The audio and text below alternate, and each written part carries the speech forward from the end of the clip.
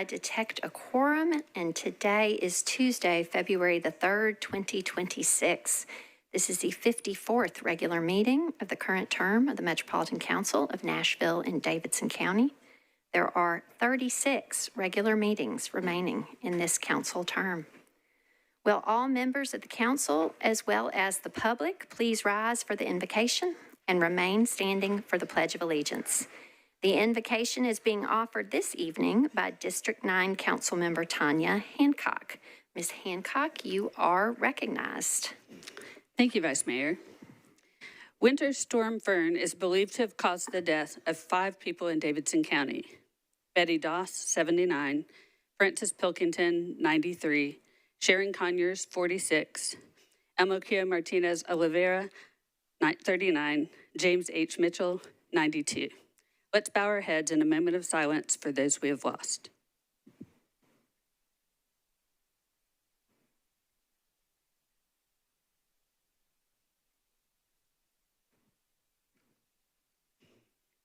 Thank you. We will remember them forever. Colleagues, Vice Mayor Henderson and Councilmember Allen, along with 13,330 others, are still without power. And crews across the city will not rest until all have power restored. As I live through my 7 days, 2 hours, and 15 minutes, but who's counting, my entire neighborhood was without power, and I do realize how fortunate we are to have it back. But during that time, I recognized that many of the things we are seemingly dependent on are not necessary, and we went back to basic needs. I wondered what the people that lived in our log cabin back in 1792 must think of us now, staring at phones, wanting to be 70 degrees year-round, flipping light switches aimlessly as we walked in and out of rooms. We took the food from our fridge and freezer and started using the great outdoors, much like sellers of yesteryear, so we could continue to have sustenance to get us through. We were fortunate to have both a gas and a wood fireplace, which kept us warm enough, even if that meant standing really close to them this past Saturday and Sunday when it was 40 degrees inside and close to 0 outside. It is also helpful to have 2 large dogs who will lay on you as a living blanket. Instead of watching a movie each evening, streaming episodes, or catching up with work, we had family game night every night. Chess, Clue, Uno, Monopoly, and even basic card games like Go Fish, all by candlelight. We are fortunate to have warm blankets on our beds and a sturdy roof overhead, which we desperately needed each night to rest from carrying wood and battling the cold for the next day to come. We do appreciate modern technology like our smartphones, which I kept charged with my car battery, giving me access to live information from across the city, which I was then able to distribute to constituents in Madison. I'd like to say thank you to my employer, Amazon, for giving me grace as my access to internet was, and still is, spotty, and for having showers in their building that I could use after 4 days without. I'd like to thank my husband's employer, the Tennessee National Guard, not only for letting my husband and son access their showers on Thursday, but for sending personnel to help Metro Nashville recover. And thank you to Mayor O'Connell and Governor Lee for making that happen. I'd like to thank Brian Sexton from the mayor's office, who huddled in front of his fire, taking care of his own family, still used his limited battery to check on me and our colleagues. Thank you to all of my colleagues for the grace you're providing each other and to the city, and for the never say quit attitude that makes us all phenomenal public servants. We cannot expect that everything will always go perfectly, but we can look at the great work that OEM did in quickly queuing up warming centers that are still operating today. The preparation that NDOT did to treat the roads in advance of the storm, which made climbing out of my neighborhood by Thursday possible. The work that NES has done every day since the storm began, forever scaling to restore 216,700 people to power thus far and still not stopping.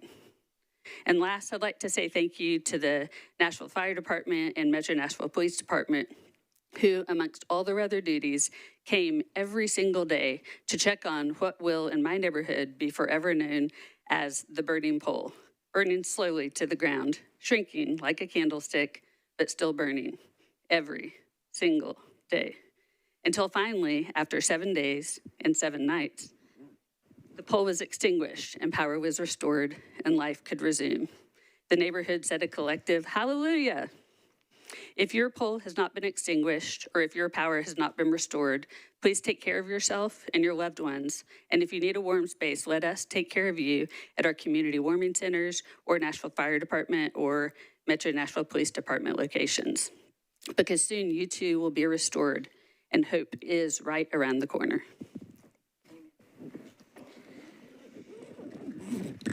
I pledge allegiance to the flag of the United States of America and to the republic for which it stands, one nation, under God, indivisible, with liberty and justice for all.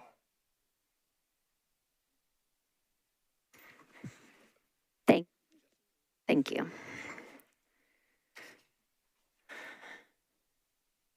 Welcome, council members, and welcome members of the community. We appreciate you joining us this evening for the second meeting of 2026 after a harrowing and icy week for our city. Council members, I know you are exhausted, as are so many members of the Nashville community who have been without power for an extended period in dangerously cold conditions. I want to express my appreciation for all the extra work that you have been carrying in service to the greater community and to your individual constituents. I know you have been the brunt of much frustration and anger, and so I want to make a special point this evening to recognize how challenging and important and valued your work is.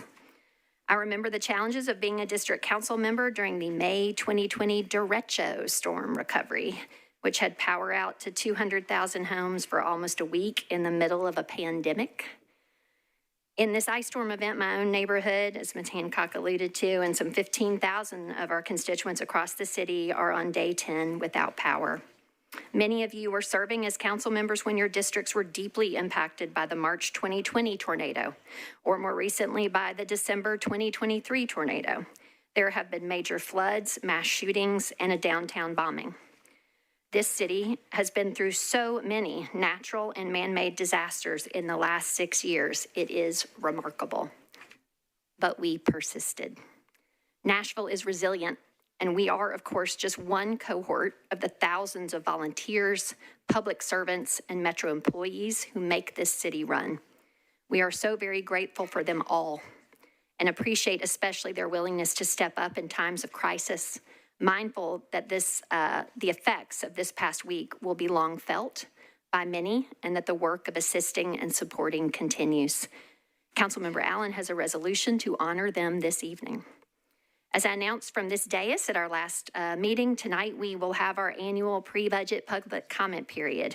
We look forward to hearing from the community about their needs and priorities. Weeks like this one, just passed, remind us of the importance of our employees, programs, services, and public facilities that are funded through the operational budget, and also the infrastructure that is planned through our capital improvements budget. Speaking of the CIB, council members will have received a memo about the prioritization process from Planning and Zoning Chair Horton and Budget and Finance Chair Toombs, and an email from Mr. Wilkinson on the council office team. That prioritization work is due February 11th, after which there will be a brief special joint committee on Tuesday, February 17th. Members have a memo from me on their desks about nominations for a council colleague to serve on the Greenways and Open Space Commission. We'll take those nominations at the next meeting. I also want to take a moment to acknowledge the passing of the Honorable Walter Lee Hunt Sr.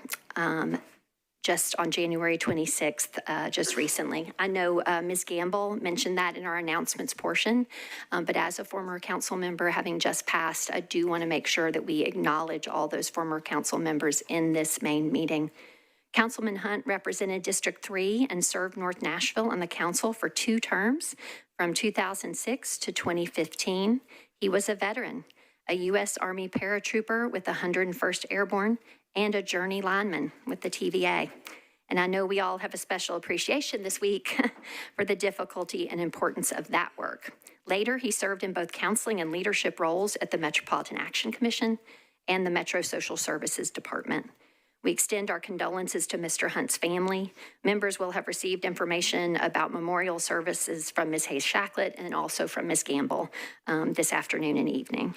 Mr. Hunt was a trailblazer, and I know we all look forward to learning more about the lives and stories of Nashville's Black leaders, educators, communities, cultural institutions, and universities during Black History Month throughout February. Happy Black History Month. All right. Without objection, we will suspend the calling of the roll and ask the clerk to please record the names of all the members present throughout the meeting. I will say that Jenny Welsh is here, and it is her birthday this evening. So we have a lot of birthdays in this council. Y'all are all special folks. Some of you had a very recent birthday, but I'm not going to share your birthday unless it's at this exact meeting, okay? All right, so approval of the minutes. Is there a motion for approval of the minutes of the meeting of January 20th? I hear the motion and is properly seconded. Without objection, and seeing no one seeking to be recognized to change the minutes? All right, the minutes of the meeting of January 20th are approved. Mr. Clerk, are there any messages from the mayor? There are no messages from the mayor. Thank you, Mr. Clerk. All right, we're going to roll right into our agenda. First is Section E, Appointees and Nominees. This portion of the agenda shares all persons who are scheduled to appear before the Rules, Confirmations, and Public Elections Committee for an interview this evening. Referrals back to the committee will be by rule as part of the council's two-meeting process for elections and confirmations. No votes will be taken by the body in this section of the agenda.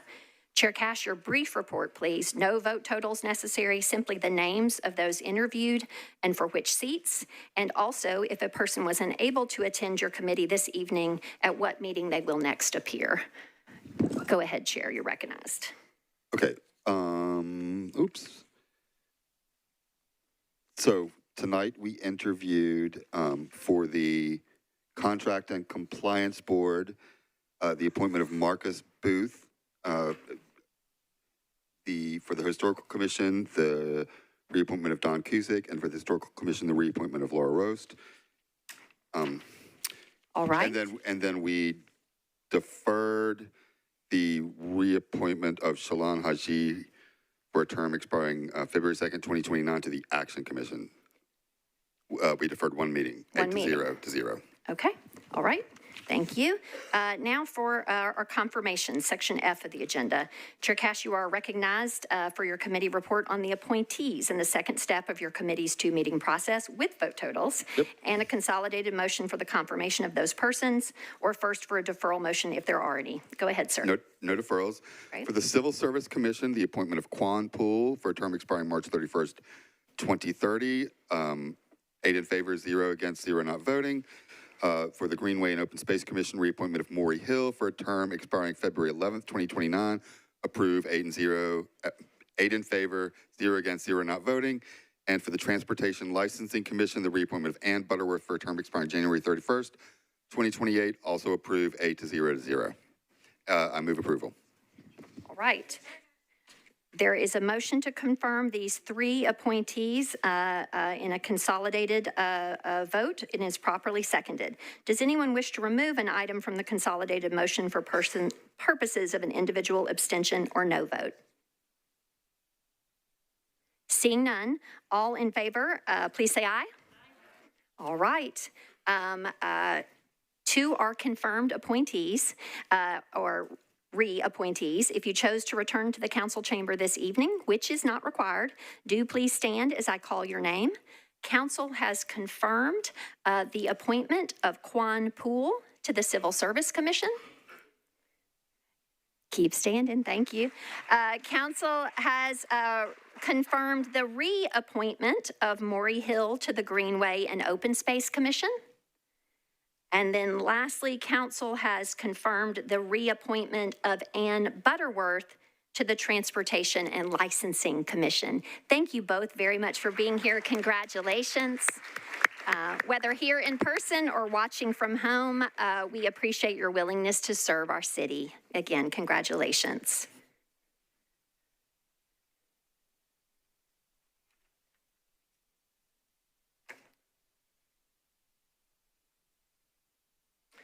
All right, next we are on to Section G in our agenda, nominations. Members have received a memo from me previously, and this was announced at the last meeting. This is item G1 for nominations for the Transportation Licensing Commission. Nominations to fill one vacancy on the commission with a term expiring on January 31st, 2028, with an election to be conducted at the March 3rd council meeting. If you do have a nomination, please do enter the queue. Councilmember Spain, you're recognized, sir. Thank you, Madam President. I nominate Michael Hayes. Okay. Councilmember Spain has nominated Michael Hayes.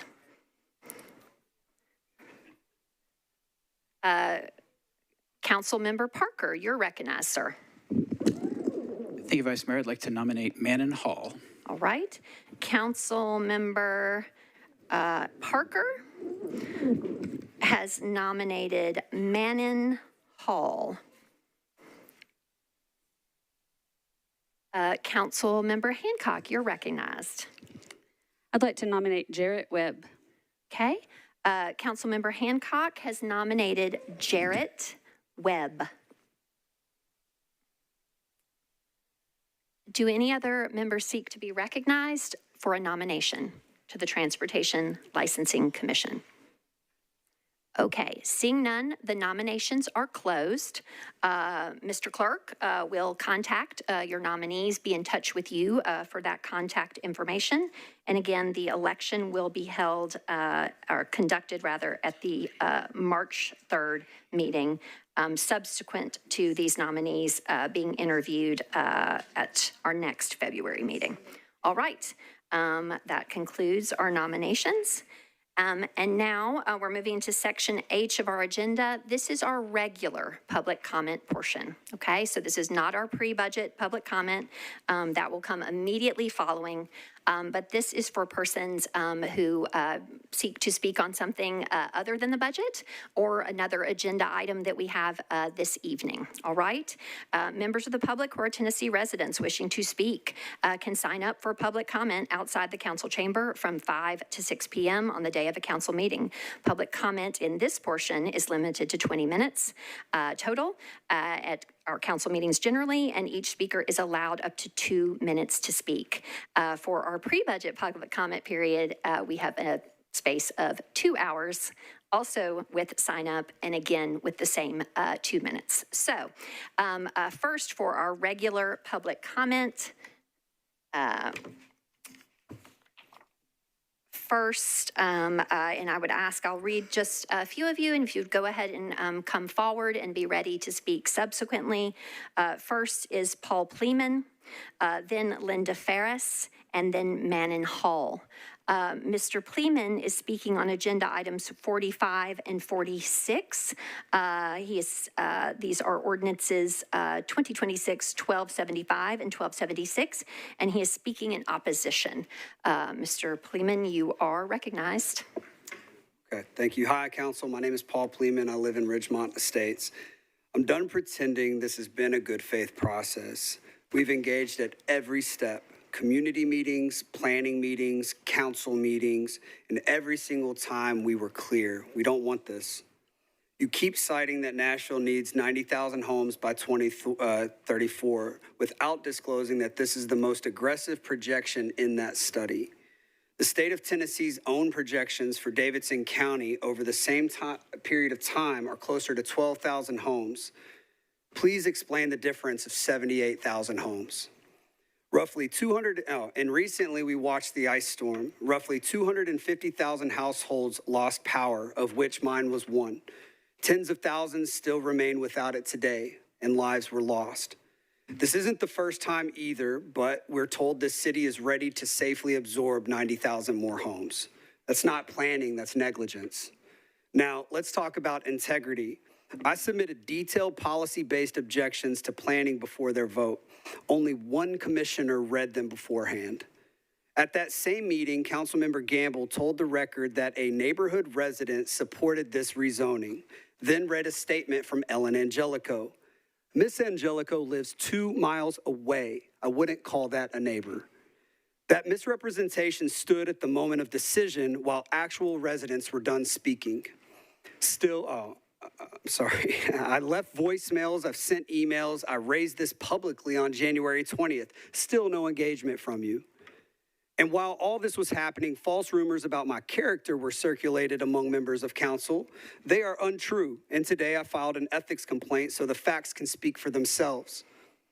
So I'll end with this. Do not vote based on narratives, rumors, or pressure. Vote on the evidence, the same evidence residents have begged you to read. Your time Advance has this concluded. rezoning and you confirm Your time everything has people fear concluded. about this process. Thank you. Next is Linda Ferris, speaking also on agenda items 45 and 46 in opposition. Go ahead. Hi, I'm a fifth-generation Nashvilleian, and except for the time that my husband was active duty in the Marine Corps, I've lived here in Nashville for my 6 years. I'm speaking on behalf of myself, my family, and my elderly neighbors, most of whom have lived in these homes for 40 years. We are not opposed to building on this land. They say that it's 13 acres, but some of those acres are underneath TVA power lines, so that can't be built on. We want them to build within the current zoning. If you look at this right here, this is the land, this is a church. There is one home that would like for this to be developed. All of this red does not want this developed. We are asking you to please put the brakes on. The infrastructure is still not what it needed to be, even years ago. If you look at the dozens of emails our group has sent to Jennifer Gamble, Councilmember Gamble, we have told her over and over, electricity is dipping 2 or 3 times a week. We sat on hold 2 years ago for 911 calls. Our infrastructure is not in place to support all of this rapid building. We ask you, please, to put the brakes on until the infrastructure can catch up with this.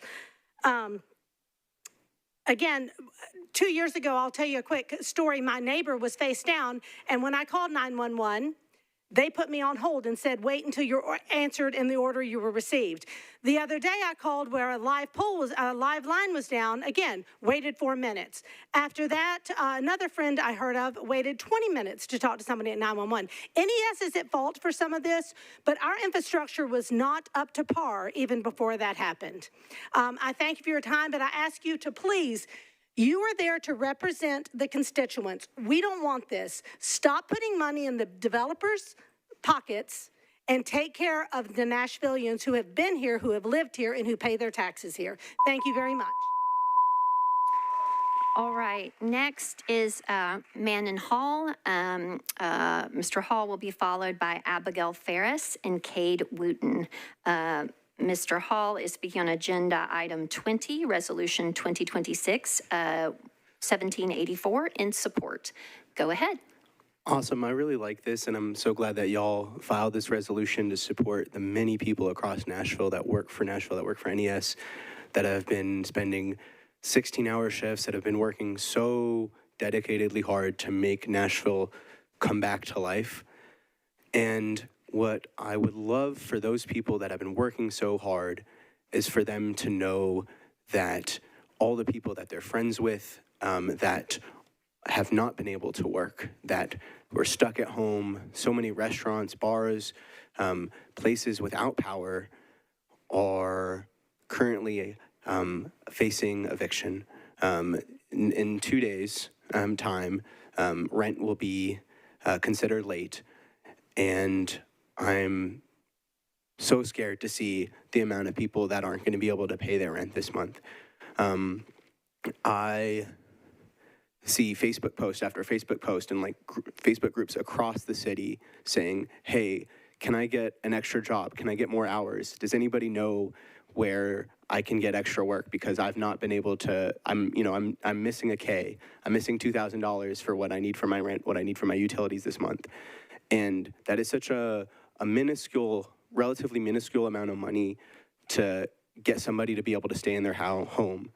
And so I'm just asking that y'all as council members do your best in reaching out to your community, to making sure they're aware of the resources that currently exist, and asking for the mayor's office, for MAC, for all these organizations to step up, to find money, to find resources, and make sure that all the Nashvillians that have been able to survive through this week are able to stay in Nashville and support the many people that did all the hard work to make us come back online. Thanks.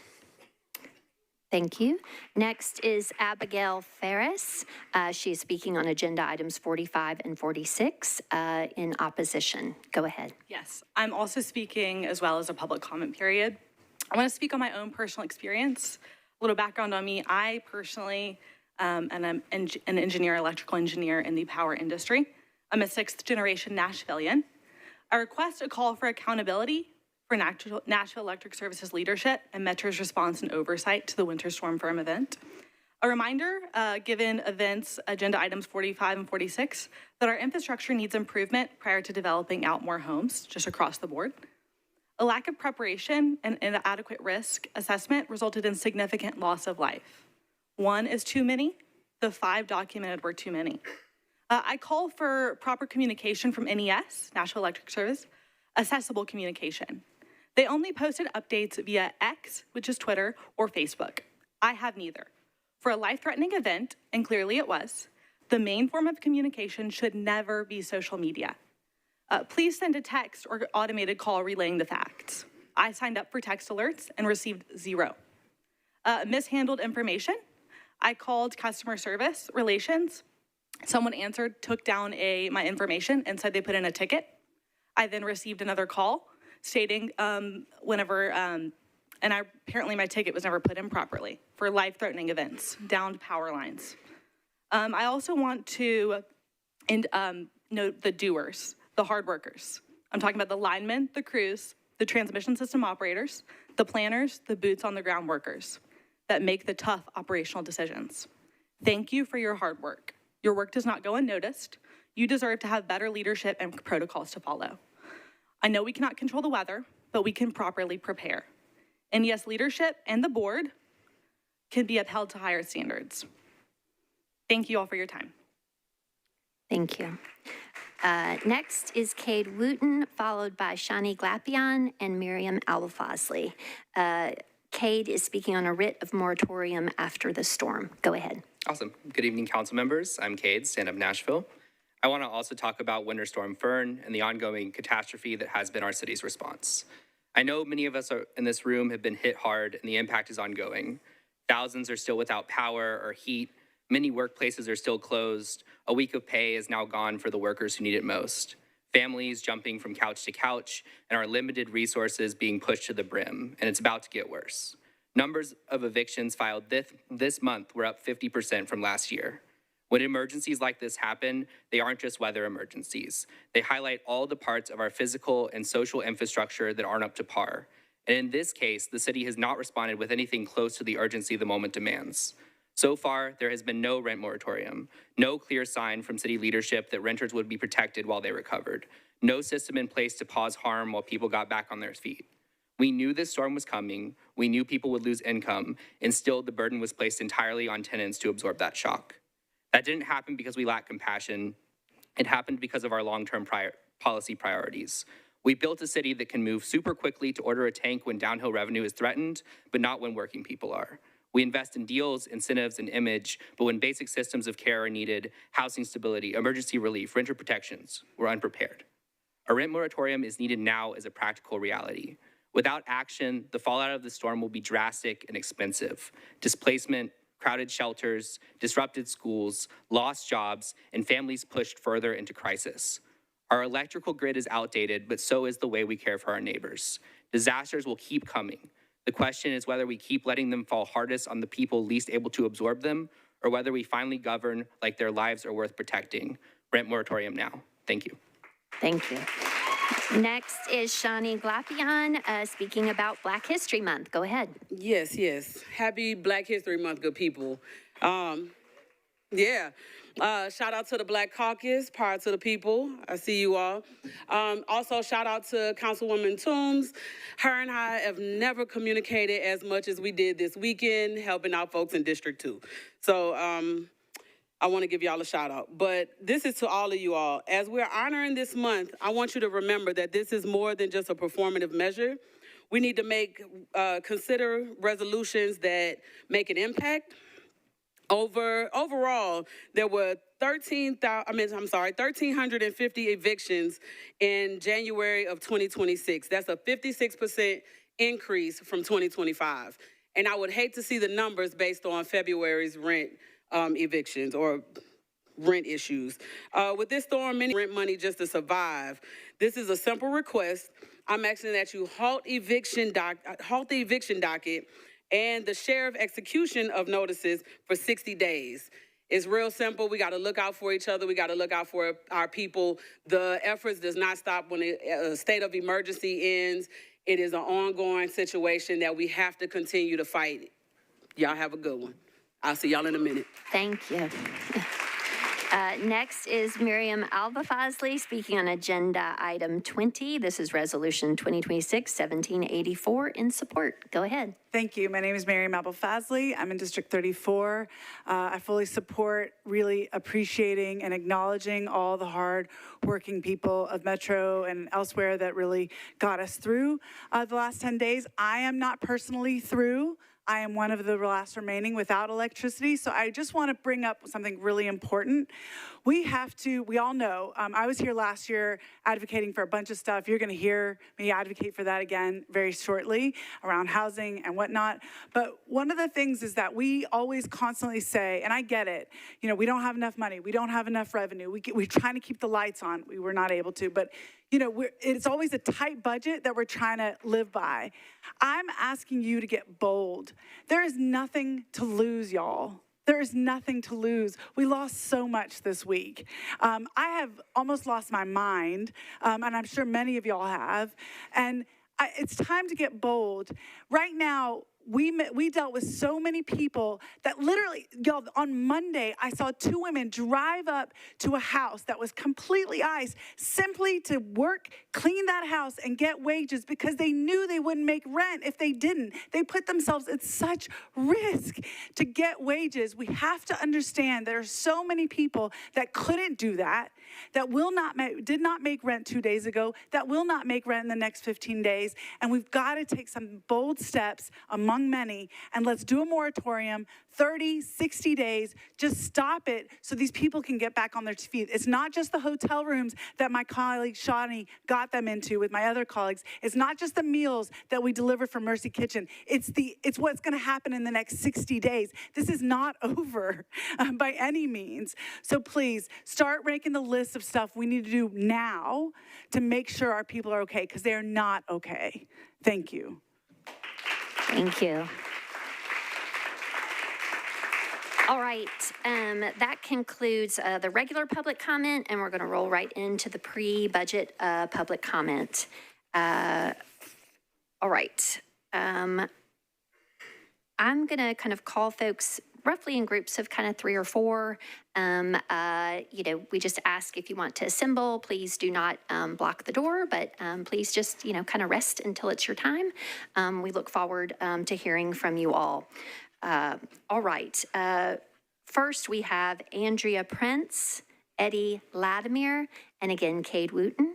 Andrea Prince is speaking about Barnes Affordable Housing. Go ahead.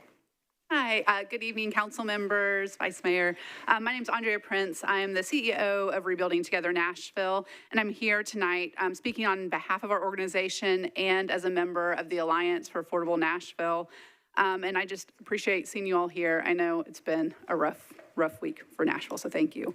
As budget discussions are beginning, I'm here to support funding of the Barnes Affordable Housing Trust Fund at $30 million.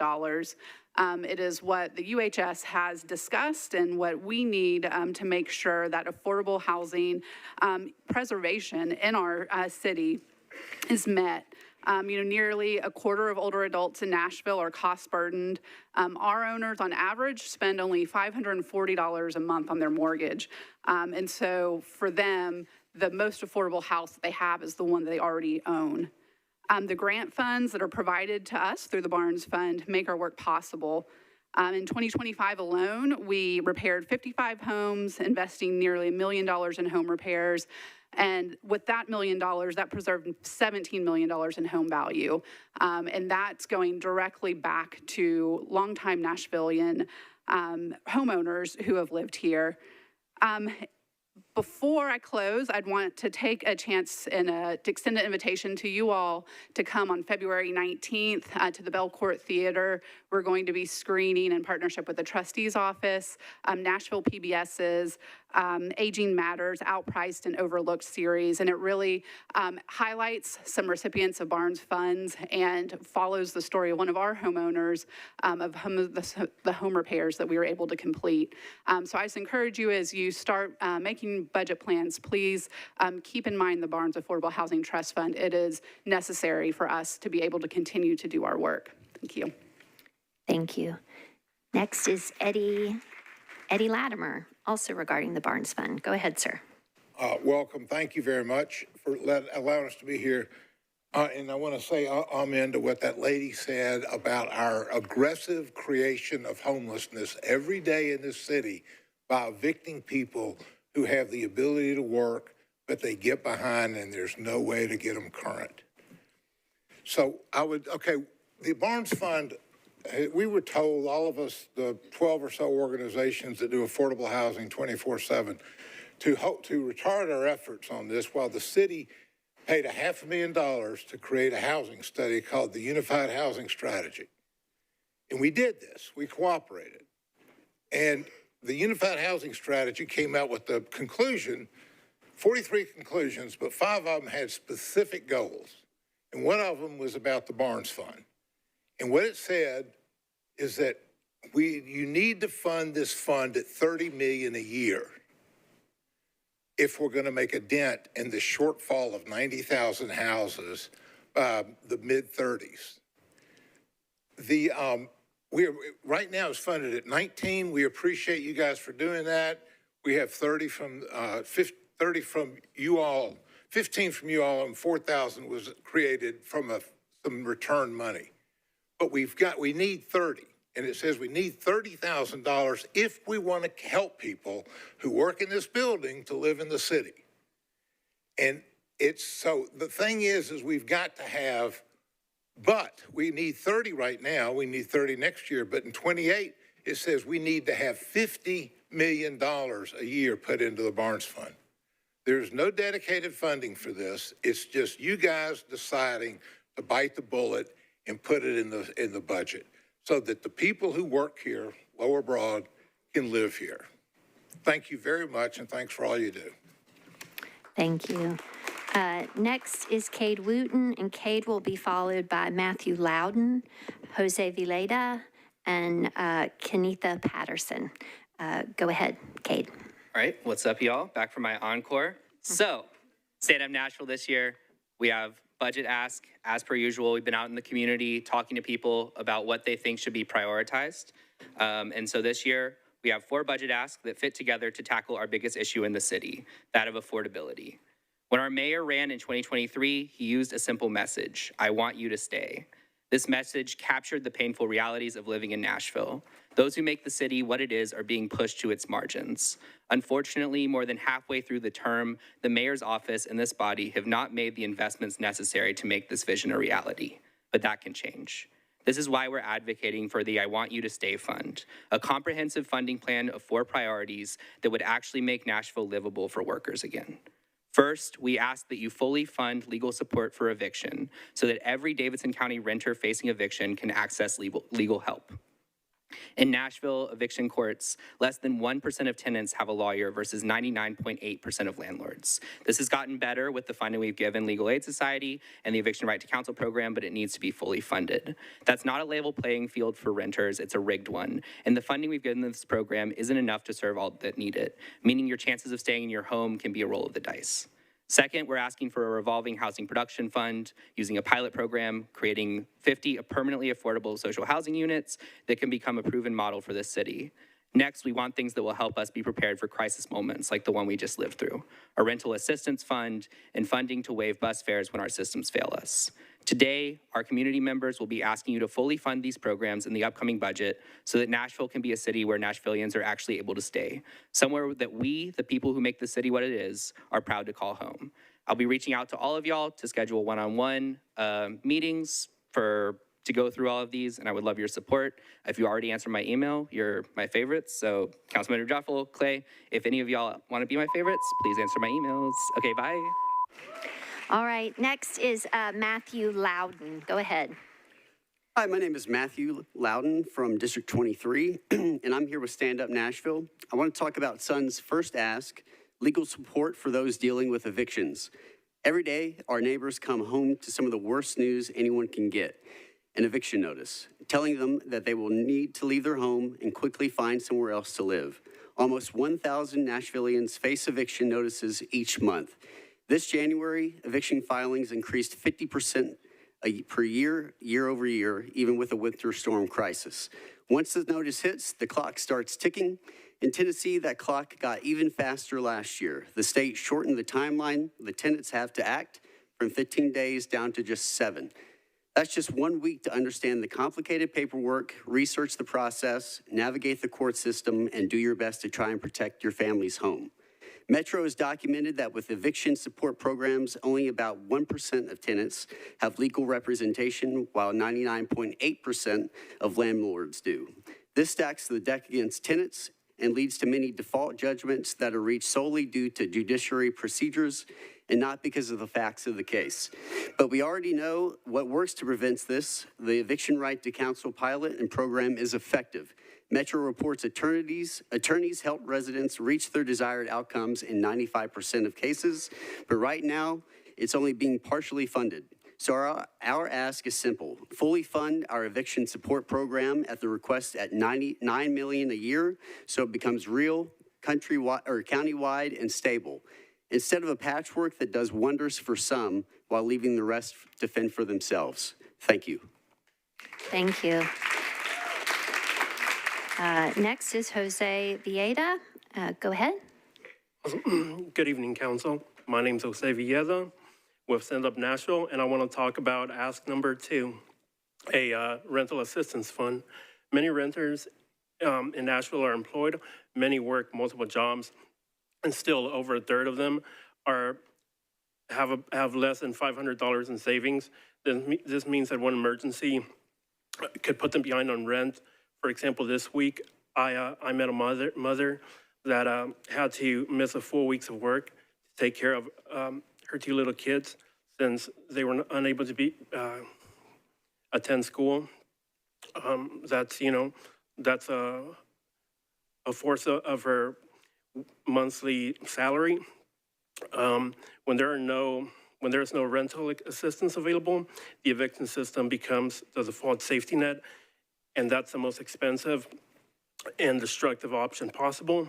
Once an eviction notice is filed, families lose leverage, their job stability is threatened, their credit is damaged, and the option of new housing shrinks dramatically. All of that amounts to could be because of a couple $100s. Rental assistance stops that spiral early. We have to acknowledge a simple reality. Many people fall behind on rent for reasons outside of their control, and eviction just makes things worse. Cities that invest in rental assistance see a lower shelter usage, fewer school disruptions, and less strain on emergency services. This is a prevention, not a charity. Nashville currently waits until people are already in crisis, if they even respond at all. We're asking for rental assistance fund, or for a rental assistance fund, so that the city can act before court filings, before displacements, and before families are forced to leave their neighborhoods. Thank you. Thank you. Next is Kenitha Patterson. After Kenitha will be Andrew Crinks, Ann Boatner, and Dawn Diener. Go ahead, Kenitha. Good evening, council members. My name is Ms. Kenitha, the homeless CEO Patterson for District 17. And I'm here with Sun and our neighbors to demand a budget that reflects the reality of Nashville's working class. We aren't just here to talk about homelessness response. We're here to demand homelessness prevention for 0 to 30% incomers especially. We are demanding $9 million for the eviction right to council, with the new state law shortening the eviction response window to just 7 days. Nashville's housing crisis has become a legal emergency. This $9 million isn't just an expense, it's a smart investment that saves the city up to $43.9 million in downstream emergency costs. Don't let families fall through the gaps that we have the power to bridge. We are demanding $20 million for a housing production fund to launch a 50-unit housing social housing pilot. We need housing that is publicly owned and stays affordable forever instead of subsidizing the private market. This fund acts as an engine. Money is recouped and reinvested. This is how we build Nashville that belongs to the people who keep it running. Finally, as you draft this budget, you must recognize the power of lived expertise. Those of us who have faced these courts and these streets bring knowledge that no data set can provide. Nashville's own Continuum of Care plan says that lived expertise leaders must be compensated as co-authors of solutions. We are done having our insights sought but not supported. We are here to lead, fund the council, and fund the housing, and value the experts who know the struggle best. Thank you. Thank you. Next is Andrew Crinks, speaking about housing as well. Go ahead, sir. Greetings. My name is Andrew Crinks. I live in District 21. These remarks are addressed to the people with the actual power to create the city budget in its entirety, which is the mayor's office. So I'm here to repeat myself once again, as most of us here are. Last year, we at the National People's Budget Coalition, along with Stand Up Nashville, demanded investment in what's called social housing. Social housing, in short, is housing that is high quality, permanently affordable, mixed income, publicly financed, publicly owned, and community governed. Social housing is best funded through bonds, which would only put the city on the tab for about $5 million annually in debt service. Every few years, our city leaders promise they're really going to take housing more seriously this year. And every few years, a new study tells us we need 20,000, 50,000, 90,000 more units. That's because the city's current approach is incapable of solving our problem. In traditional models, affordable housing is created through grants to private developers who are permitted to pocket all revenue. With bond-funded social housing, all revenue generated is recycled back into the construction of more permanently affordable housing. This is an investment that literally pays for itself and keeps on giving in perpetuity. As we've heard, evictions are on the rise in our city. Evictions happen because we treat housing as a commodity, a means of profit. When we make housing for people first, when we shift how we fund and sustain housing, evictions will decrease. In turn, people's life chances will increase, safety will increase, and more of us will be able to stay. And we know the mayor wants us to stay. We want to stay too, as we've heard. But the only way most of us will be able to stay is if the city creates housing that remains affordable permanently. This is feasible. We have the public land, the stalled private projects, the peer cities in Chattanooga, Atlanta, and more. So this year we renew and expand our previous ask for 3 expert staff members that do not yet exist within Metro to bring this new housing model online. Y'all, no more studies. Fund personnel and infrastructure to bring social housing to Nashville. Continued inaction will generate more suffering. Thank you. Thank you. Next is Ann Boatner regarding eviction right to cancel and the Nashville Hispanic Bar. Go ahead. Hi, good evening, everyone. My name is Ann Boatner. I'm the Executive Director of the Eviction Right to Counsel program at the Nashville Hispanic Bar Association. We work in coalition with Legal Aid Society, Nashville Conflict Resolution Center, Rooftop Nashville, the American Muslim Advisory Council to help our Davidson County neighbors who are facing eviction. We provide legal services, we provide mediation, access to rental assistance, we provide education, outreach, and we are in our 4th year of doing this kind of work. After 4 years, we know that our program is working. Multiple studies have shown, and our own internal statistics and external studies have shown that our success rates exceed 90%, generally at about 95%. So our clients are successful in achieving their goals when we are able to help, but we can't help everyone. We still cannot provide legal assistance to everyone who needs it here in Nashville. We're so very grateful for Metro's continued support for this program, but there is such a need for more. We are asking council, please, to support the sustainable expansion of the Eviction Right to Counsel Coalition to meet the need for all of our neighbors by funding the whole coalition at $9 million. Thank you so much and have a great evening. Thank you. Next is Dawn Diener speaking about the IDEA project. Following Dawn will be Matt Wilshire, Manon Hall, and John Davis. Go ahead, Ms. Diener. Thank you and good evening. I live in District 10 and still waiting on my power to come back on as well. Many of you my name is Dawn Diener. Many of you may remember me as Nashville's elected public defender for 10 years. I'm here to speak tonight about a pilot project that the council has funded for 2 years now called IDEA, short for Indigent Defense and Excellence in Advocacy. We're another legal services program, and it's housed at the nonprofit Choosing Justice Initiative that I started 7 years ago to address disparities in how people who are poor and charged with a crime in Davidson County are represented. The disparity exists because not everybody gets a public defender when they're poor and charged with a crime and can't afford a lawyer. And Metro invests heavily in its public defender's office, as it should. The problem is that the disparity exists is that Metro has not until now, until this project, invested any funding in providing defense services to somebody who's represented by a private appointed counsel when the public defender cannot represent them. So for the last 2 years, we have received some funding from Metro for this pilot project. In the course of a year and a half, we have taken on 128 clients where we bring in a lawyer to represent them and supplement the pay that the state gives to them. We are finding that it is in great demand. We have judges contacting us all the time to try to get one of our IDEA lawyers onto a case, but we are limited in what we can do based upon the funding that has been approved and the availability of lawyers to handle these cases. I'm here tonight to ask you to continue this funding next year. Thank you. Thank you. Next is Matt Wilshire speaking on affordable housing. Go ahead. It's always tough following Dawn Diener, a polished lawyer, but I do want to open by saying thank you. Thank you to you for the work that you do every day, but especially over the last 10 days. I know your job is toughest when times are toughest, and the last 10 days have been very tough for many people, so thank you for the work that you've been doing.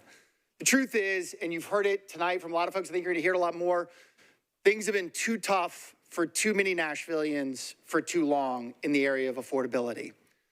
And the reality is the city is not doing enough.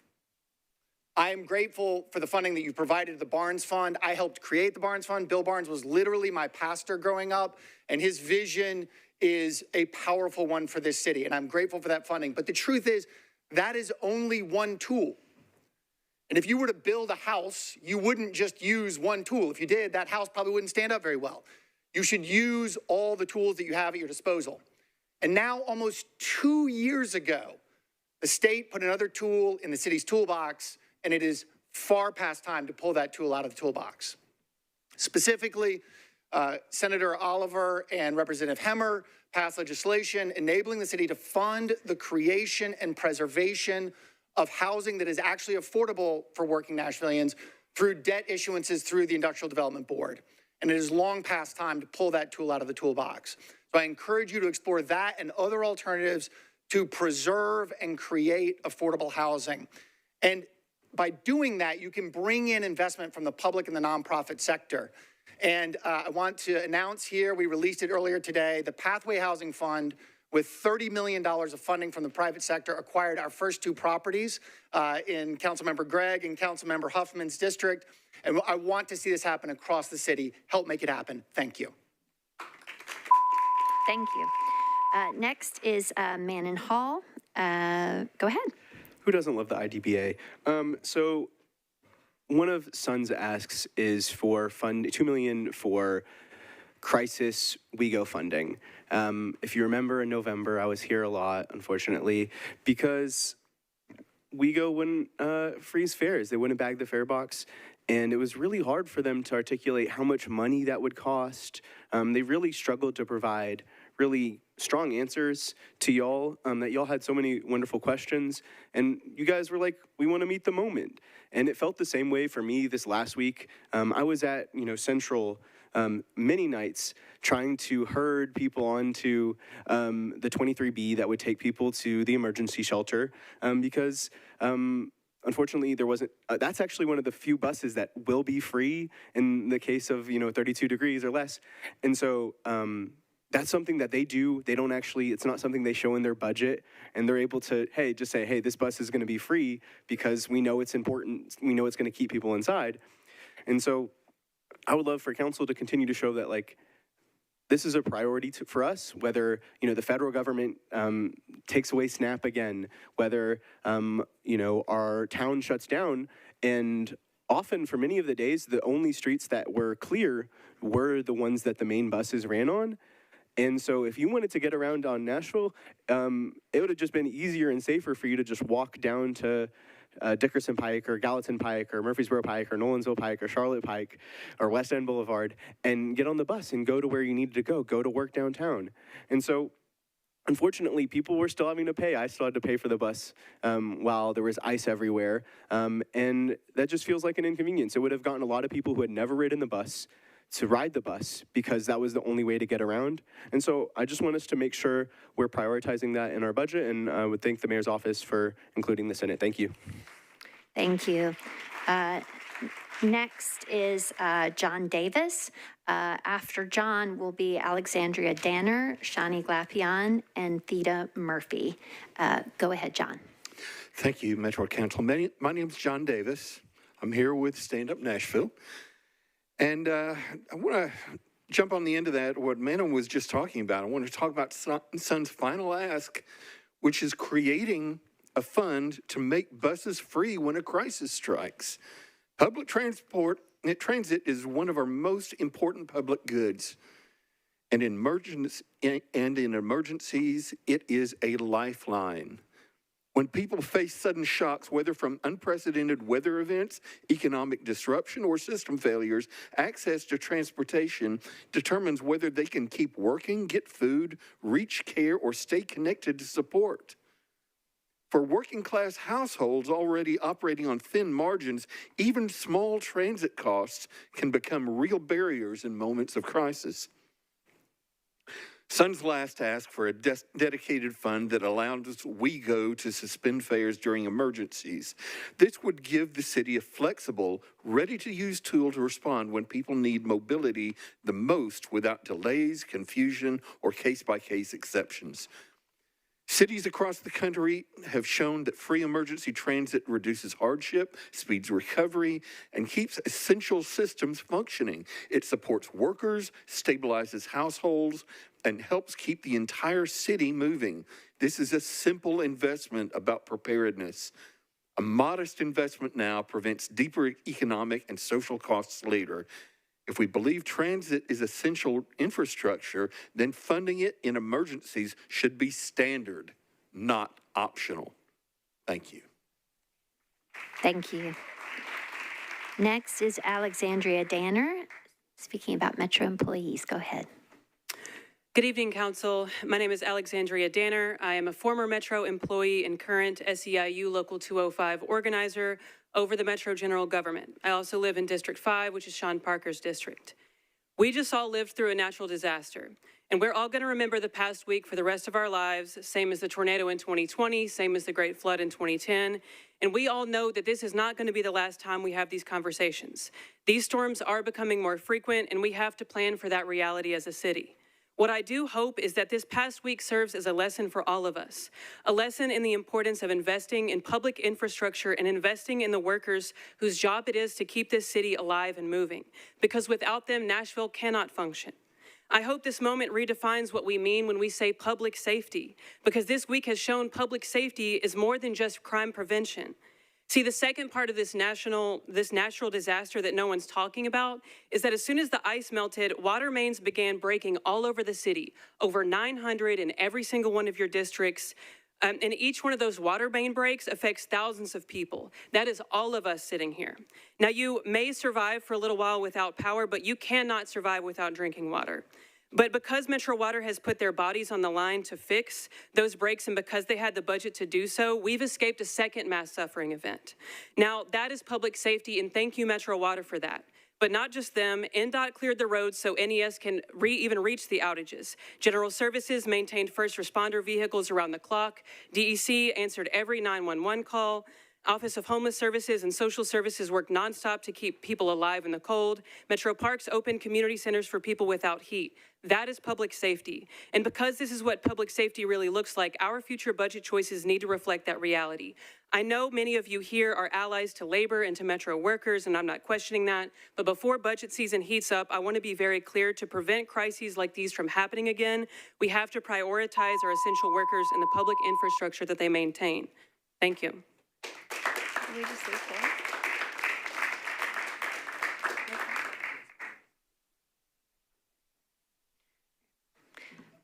Thank you, Shani Glapion. Go ahead, please. Yes, I'm back. Thank you.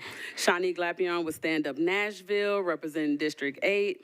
I do find it a little weird that council members don't find public comment important enough to stay and listen to like the whole thing. I understand the bio break, but anyway. Anyway, I'm asking you to fund our I Want You to Stay fund. People may be getting their power back, but the impacts of the storm are still ongoing.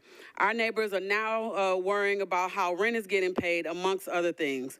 Rental assistance will help them with a chance to breathe after a stressful experience that was outside of their control. A fully funded eviction right to counsel program will help Nashvillians stay in their homes and combat predatory landlords. While we're helping folks in apartments like Haynes Garden, Greenview, Compass Vista, I met neighbors who looked out and cared for each other. They huddled together and shared resources. As I helped one, they asked me to help another. As I brought them food, they looked at me and made sure I ate. These are the type of neighbors I desire. Many are just a product of their environment. I want you to imagine if we gave them another environment to live in. A mixed income development with permanent affordability. A space like this will help them, but it also help those like me who desire to stay closer to the city, but love the diversity of the residents in my current neighborhood. Lastly, can you tell me why buses weren't free during this state of emergency? People who may have walked previously couldn't do so because of sheets of ice.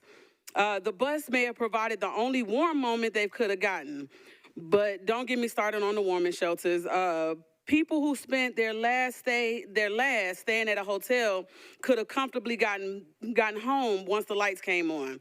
Suspending bus fare during these events wouldn't cost the city more than the tanker truck they approved at the last meeting. Thank you. Next is Theda Murphy speaking on the budget process. After Theda will be Nicole Valentine, Andrea Pemberton, and Louise Terrell. Go ahead, Ms. Murphy. Theda Murphy, District 9, Kanye Hancock, Nashville People's Budget Coalition. We at the coalition have been working for a democratic and transparent budgeting process since 2020. And frankly, I don't see how this pre-budget comment hearing accomplishes that. I mean, why are we talking to y'all and not talking to the mayor? So anyway, since we are pleading for pennies, I want to advocate for full funding of community safety that is not based around policing and incarceration.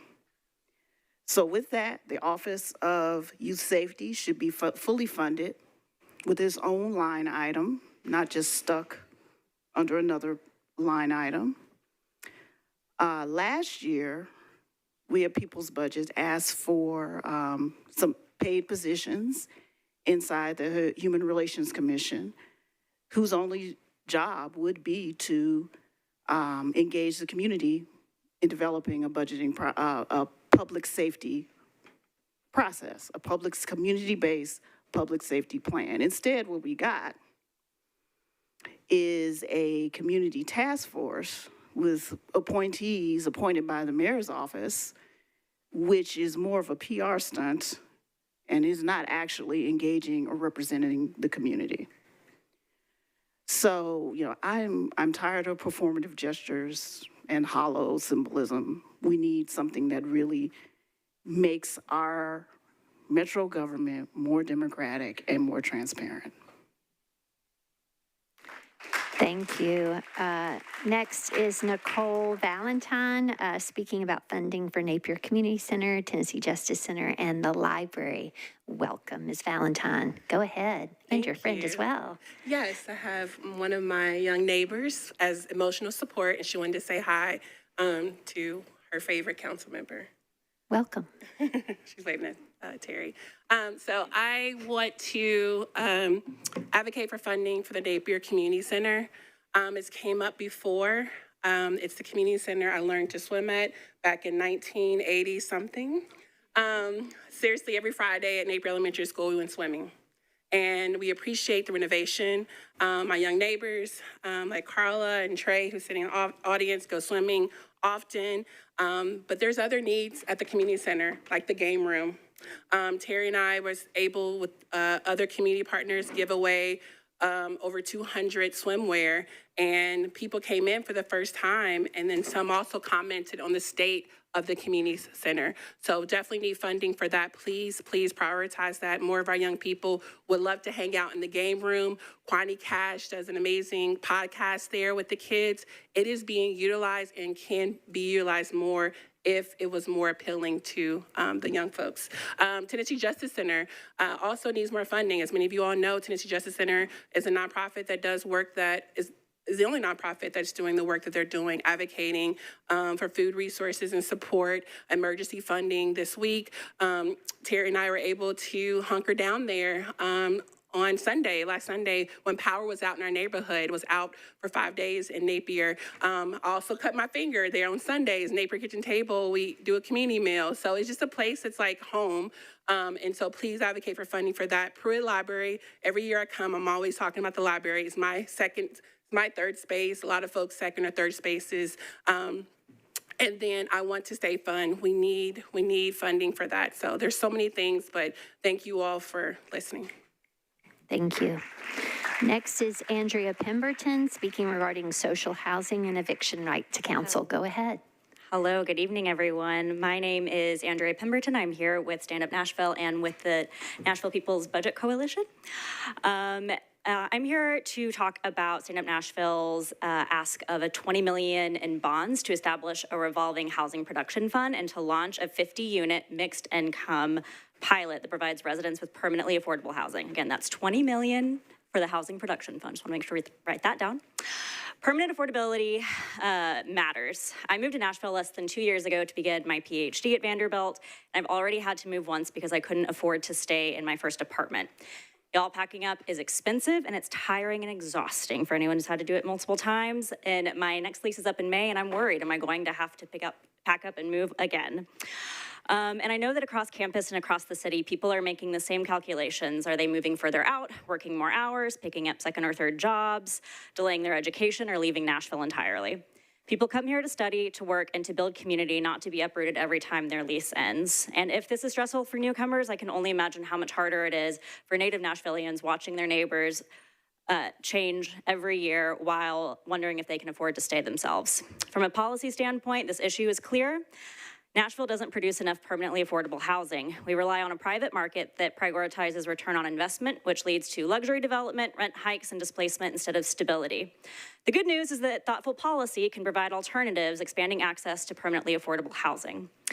A housing production fund offers a different model where the city invests directly in community-centered mixed income housing with permanent affordability and no speculative rent hikes. Because the city retains ownership, equity is reinvested into maintenance, creating more affordable units.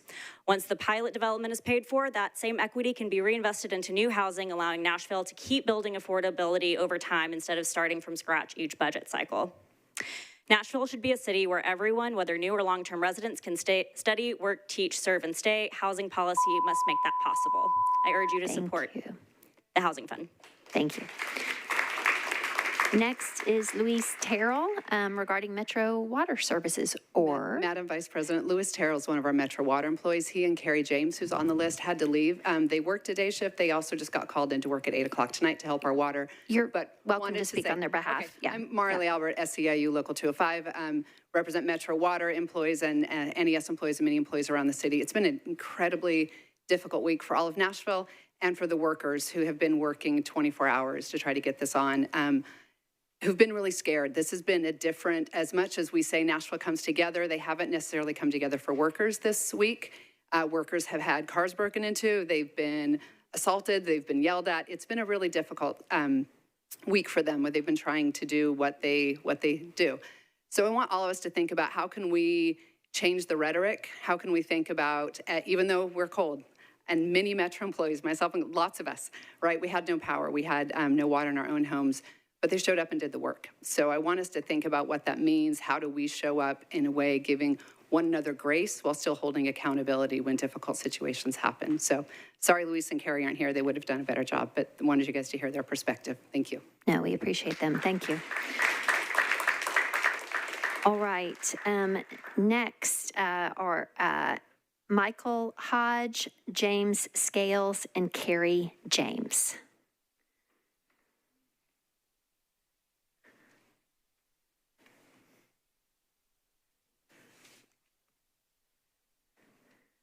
Mr. Hodge is speaking regarding the Barnes Fund. Go ahead, sir. Thank you. I'm Mike Hodge. I'm in Council District 31, John Rutherford's district. I'm a member of Edge Hill United Methodist Church and the Affordable Housing Task Force of NOAH, Nashville Organized for Action and Hope. For years, NOAH members have organized with Metro to do hard things.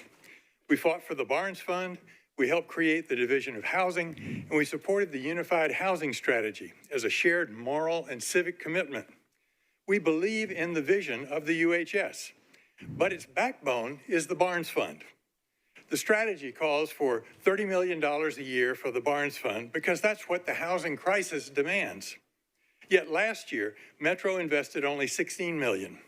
That shortfall weakens the very strategy that Metro adopted. Either we believe in the UHS or we don't. In 10 years, the Barnes Fund has created or preserved more than 6,000 homes. But the strategy says we need 20,000 affordable homes in the next 10 years, especially for households under $32,000. We need 2,000 affordable homes every year. We won't get there by underfunding our most effective tool. Barnes works because it leverages other dollars. Every local dollar brings 9 more. So a $30 million investment unlocks $300 million in housing. Underfunding Barnes doesn't save money, it just leaves money on the table. This isn't just compassionate, it's fiscally responsible. Housing instability drives up costs in schools, hospitals, policing, and emergency care. $30 million is a small fraction of Metro's budget, but housing stability is one of our city's deepest moral tests that affects everything else. Budgets show what we value, and years from now, people will ask not what we intended, but what we funded. Please fund the Barnes Fund at $30 million. Thank you. Thank you. Next is James Scales, speaking regarding Nashville General Hospital and SCIU. Good evening, Council. My name is James, Nurse James from Nashville General Hospital. I'm also a member of SCIU. Now, looking at the last budget cycle, I kind of got the feeling I'm walking away from a used car lot like a lemon. Why? Because last year, we were promised a mint condition 5% cost of living adjustment. But somehow that 5% sweet ride changed into a 3% jalopy with a busted muffler, bald tires, and a bumper sticker that said, "Born to slide." Our shortchanged 3% cost of living came super late with no back pay. Now, this is like buying a Cadillac, popping the hood, and finding out that the actual engine is run by 2 squirrels in a treadmill. Brutal. council members, the check engine light is blinking across the whole hospital. Our budget doesn't need a jump start, it needs a whole new alternator. Regarding staff and burnout, we are running on fumes with just 3 wheels and a trash can lid working as the 4th wheel. Patient safety shouldn't be optional accessories that we need to negotiate for. So to finish off this analogy, we were told that we were getting a decent, reliable ride, but instead we've been Flintstoning it the entire way now. For the 2027 budget, we're looking for a ride. We're not looking for a ride that has a sunroof and a jacuzzi. We're just merely looking for the full 5% adjustment that we were promised. Thank you. Thank you. Next is Carrie James. After Carrie will be Elizabeth Lieserson, Miriam Albafosley, and Jackie Sims. Is Carrie James here? Oh, I apologize. Thank you. Ms. Albert indicated that Mr. Terrell and Carrie James could not be with us. Again, we appreciate them very much serving at Metro Water. And so next it will be Elizabeth. Go ahead. Speaking on the Eviction Right to Counsel program. You're recognized. Good morning. My name is Elizabeth Lieserson. I live in District 16. And for the last 4 years, I've had the honor of leading Legal Aid Society's piece of the Eviction Right to Counsel program. As you may know, before this program got started, Legal Aid Society had exactly 1 lawyer whose job was to help every tenant in Davidson County and Williamson County and also do some collections defense on the side. Now that this program exists, we've been able to grow so much from that beginning. We've grown 800%, and we have 8 lawyers between Legal Aid Society and Hispanic Bar. And what we've shown over the last 4 years is that when we have a lawyer to help a tenant, we can achieve success. That's that 95% success rate you may have heard about a couple of times tonight. And what does that look like? It looks like an MNPS teacher and a single dad who was in a car accident. He wasn't able to make rent and he was facing eviction. Our program was able to connect him to rental assistance and get the eviction dismissed so he and his daughter could stay housed. That's one of the superpowers of our program. We work in coalition with Rooftop Nashville. They are part of our program because we know that rental assistance is sometimes necessary alongside legal representation, and the one makes the other better and more effective. Another example, a tenant who was unfortunately diagnosed with cancer. She needed to move to be closer to her treatment, and her landlord told her that leaving early was going to cost her up to $10,000. We were able to get that fee dropped, and she was able to move so she could focus on what she needed to focus on, which was her health and not paying her landlord thousands of dollars. And $10,000 here and there, it adds up. Hispanic Bar and Legal Aid Society between us over the last 6 months have obtained more than $1.2 million in direct benefits for the tenants that we are helping while we are also keeping them housed. Many of you may have learned last week what it feels like when the bottom drops out and you lose your home. Programs like ours can keep people in theirs. Thank you. Thank you. Next is Miriam Albafosley is next, followed by Ms. Sims. Yeah. No worries. Go ahead. Hey, y'all, it's me again. I still don't have electricity, in case you're wondering. I did not refresh the NES website. I stopped doing that 4 days ago. Okay. While I'm as ready as anybody to put all the hell of the last 10 days on NES's shoulders, and y'all can do that with accountability and processes, I want to talk about what we're supposed to talk about tonight, which is investment. Look, over the last week, I, as well as dozens of other Nashvillians, many of whom are not here tonight because they're still doing the work, had the opportunity and the privilege to support our neighbors that were suffering enormously, elderly and children in buildings that had no power for over a week, parents and teenagers without basic supplies like warm gloves or any form of heat, existing in internal temperatures of 40 or below, and I know y'all know what I'm talking about, tenants that came back to completely flooded homes, teachers that were iced in and without without power. Last year, I stood here and I stand before you today asking again for the same things, for a housing production fund to build housing that folks can afford, that is mixed income, that puts us all in together to be able to take care of each other, that have permanently affordable units in them so that people can stay there and actually start to save and not chase rent with their paychecks over and over again. I want rental assistance, as you know. I want buses to be free during crises like during SNAP and when it's cold as hell outside. And of course, I want some counsel. But what I really want to say is there's going to be a crisis in government if we don't act. Let's issue bonds. Let's do whatever it takes. Every time I see the stadium, I growl at what we spent money on and what we should have spent money on. I'm really worried that it's like every individualism. Let's all get our own generators. Let's all get our own internet dishes because services are failing us. Let's take the big, bold steps. We have nothing to lose. And let's do what is needed. Thank you. Thank you. Next is Jackie Sims speaking on the Barn Fund. After Jackie will be Kelvin Williams, Maggie Beringer, and Nick Cavan. Good evening, Council. My name is Jackie Sims. I now live in District 6 after 16 years in 21. This council meeting tonight was really important to me. I drove 2 hours from McMinnville because I have no power at my house in District 6. And I wanted the opportunity to be able to speak to each of you. I am presently a consulting partner with Affordable Housing Resources. I handle primarily the rental population. That is what I'm most familiar with. I too am a renter. And I've spent a great deal of time in the trenches working with those that are so housing insecure, they're on the verge of eviction. So I've spent a lot of time with the judges who have my cell phone numbers, the opposing counsel, the landlords, both public and private.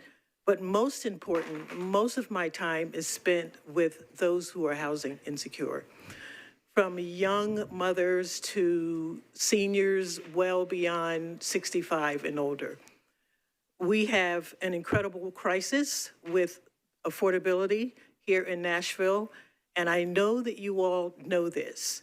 There's no way you can be in this city and not be fully aware of that.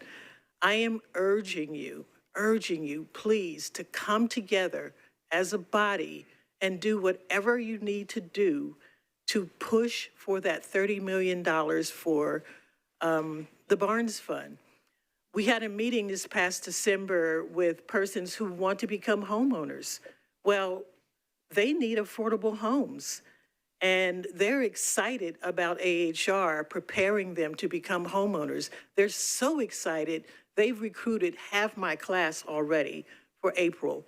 So again, I'm requesting that you do whatever you can to make sure that we get that $30 million for the Barnes Fund. Thank you. Thank you very much. Next is Kelvin Williams, speaking on the eviction right to counsel. Go ahead, sir. Good evening. I am Kelvin Williams. Mostly everyone knows me as Poet Williams, District 21, and I am here with Stand Up Nashville. All of you know that Nashville averages 1,000 evictions a month. And with a housing market that grows more expensive, rent that keeps going up, most folks move into different towns just to survive. And an economic downturn and dramatic cuts to federal safety nets. The good news is we have something that will help us all, and that is funding this fully instead of keeping it away from the masses. The thing is, we keeping this money on the table knowing that it will help everyone in Nashville. The question is, why? Is there a reason? Because we want the money to go to, like, the Titan Stadium. Those that will build for us, that will keep piling us on top of each other, instead of doing what we ask you to do when we put you in these seats. The irony is the storm evicted us all, and you felt what it felt like to be evicted. In crisis, we come together. Why do we continue to wait until a crisis happens for us to do what we know must be done? So this is my question. You say that you want us to stay.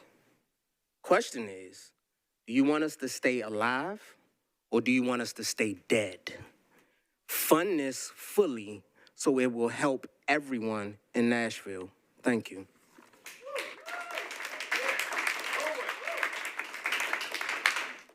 Next, thank you. Next is Maggie Behringer. Oh, Go great, ahead. you got it on the first try.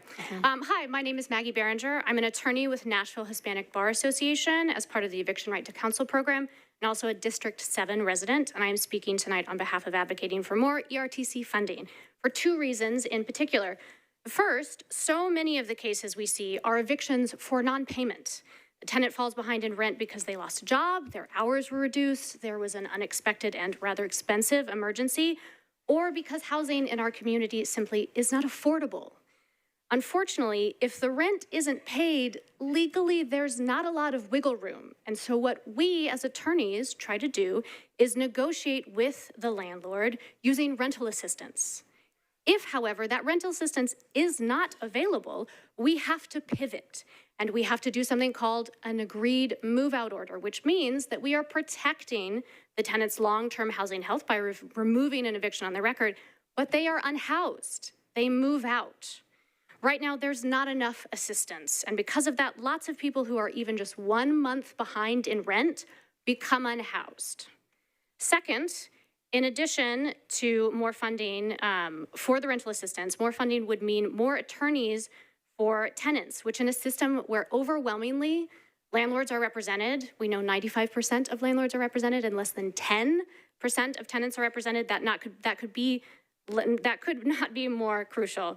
Right now, landlords, attorneys build their business models on the assumption that tenants will not have representation. We have heard the numbers today that 1,350 evictions were filed last month. I can tell you from being in court this morning, the docket was more than 200 evictions this morning in one courtroom alone.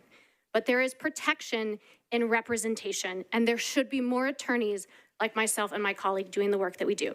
Thank you so much. Thank you very much.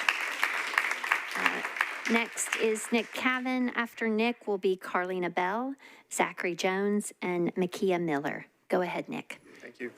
Good evening, council members. My name is Nick Cavan, and I'm a longtime resident of District 18, but a recent resident in District 6.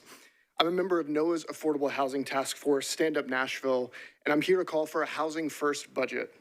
Year after year, Nashvillians like myself have shown up to meetings just like this and shared stories about how our friends and family have been priced out of the city, how they've moved away, lived in their cars, or couch surf in order to stay here. And now that we finally have the unified housing strategy, there's no excuse for inaction. A housing first budget means housing should get similar levels of funding commitments we give to other parts of our city services, not whatever's left after everything has been funded. Affordable housing cannot be an afterthought squeezed into the margins. The unified housing strategy lays out what we need to do, and the Barnes Fund is at the heart of that solution. The UHS calls for a minimum of $30 million, which we've heard about so much tonight. But again, that's just the minimum we need. And that should ramp up to $55 million by 2028, as stated previously. But this year's budget only allocated $16 million of that 30 minimum. And that forced the fund to turn down over 50 million potential projects that would have built affordable housing here, which means, and every project we can't fund means that more families are priced out, more workers commute from neighboring counties, more teachers can't afford to live in the communities in which they teach. The people of Nashville are counting on you to make housing a real priority this budget season. Our neighbors deserve to be able to stay here. I urge you to commit to a housing first budget, fund the Barnes Fund at $30 million, and pressure the mayor to include that in this year's budget. Thank you. Thank you. Next is Carlina Bell. You're recognized. Go ahead. Thank you, Vice Mayor, and the members of the Metro Nashville City Council for this opportunity. I'm Carlina Bell, and I lead the William Franklin Buchanan Community Development Corporation. Since 1999, we've worked in Nashville's housing ecosystem, doing the slow, necessary work of building pathways to ownership, preserving homes, and partnering across sectors for the long-term good of the city. The work of our hands has consisted of stabilizing neighborhoods ravaged by blight and foreclosures, opening a single-room occupancy home for youth aging out of foster care, and sponsoring Nashville's and Tennessee's first limited equity, permanently affordable housing cooperative that is set to convert this spring. The Barnes Housing Trust Fund has been instrumental in this work, and it is one of the few tools we have to consistently bridge our city's housing insecurity challenge. Since its inception, the Barnes Fund has helped leverage over $1 billion into affordable housing and made it possible for thousands of Nashvillians to remain housed, not someday, but right now. We stand today in support of funding the Barnes Housing Trust Fund at $30 million because this fund works, not in theory, but for real people. The question before us today is whether Nashville intends to meet this moment with seriousness or with scarcity thinking, which cost us more in the long run. From where we sit, these vital dollars just don't build units. They stabilize families, support the workforce that keeps the city running, and give community-based developers a fighting chance to deliver housing that serves people across the continuum of need. And yet the need continues to outpace the supply, especially for deeply affordable units that serve our most vulnerable neighbors. Lastly, these investments prevent displacement. Thank you, Ms. Bell. And I thank you for your time. Thank you. Next is Zachary Jones, speaking regarding affordable housing. Go ahead, sir. Good evening, everyone. My name is Zachary Jones. I'm a resident of District 13, and I am a member of the Nashville People's Budget Coalition. I'm here this evening to voice my concerns of the affordable housing issue that is plaguing our city and what I believe to be the gross misuse of the city's budget, namely on surveillance, policing, and the entertainment slash, what do you call that? What's the word I'm looking for? You know what I'm talking about. We do. It's okay. Yeah, you know what I'm talking about. Anyway. Go ahead. This ice storm that hit at the end of last month left over 200,000 Nashvillians without power, during which 109 different landlords filed and submitted a total of 183 evictions, detainer warrants through the Davidson County General Sessions Court. January of 2026 oversaw a total of 1,350 eviction filings, a 56% increase from the January prior. Almost half of 2025's general budget revolved around public safety and justice, with a staggering $356 million going to policing, a $25 million increase from the year before. With this much money going to and invested in maintaining an iron grip on the citizens of Nashville, I know without a shadow of a doubt in my mind that a permanently affordable housing program is not only possible, but necessary during the current environmental disaster that we are recovering from and following that. If January is any indication, the cost of living is not shrinking. Wages are not increasing, and the last thing this city needs is another year of investment not focused on providing the basic needs for Nashvillians. It's time for you all to do your jobs and figure it out. And the thing I was thinking about was, It's okay. Your time's expired. We genuinely do know what you meant. Okay. Next is Makia Miller. Makia, are you here? Go ahead, you're recognized. Good evening, Council. My name is Makia Miller, and I live in District 21. And I'm here to talk about Sun's ask to start a rental assistance fund. Being real, the disasters of last week aren't going away. And even before the disaster, mutual aid requests to help people stay in their homes happened every day. Networks of generous people support others as they get notices from their landlords to get their rents paid. The city should also be providing this sort of aid to its people. Often, the difference between going without housing and staying in your home is a few $100s. The city should provide dedicated funding for this and keep the stability and health of its inhabitants at the forefront. What we're missing in Nashville is a standing, accessible rental assistance fund that people can turn to when emergency happens. One that is easy to navigate, equitable, and efficient, where those in need can access funds when they most need them, not months after they've already been displaced. You hear how that doesn't make sense? So our small, it's really small, $2,000 for 2,000 families to start dispersing. And you have $2,000 for 2,000 families to start. That being dispersed through partners that are already in the community doing the work that the elected people should also be doing. And so thinking about the aftermath of the storm, the amount of people who missed work days that were critical to their paychecks, record-setting eviction numbers like we've already heard, this rental assistance fund is imperative and it could have already helped those people in need.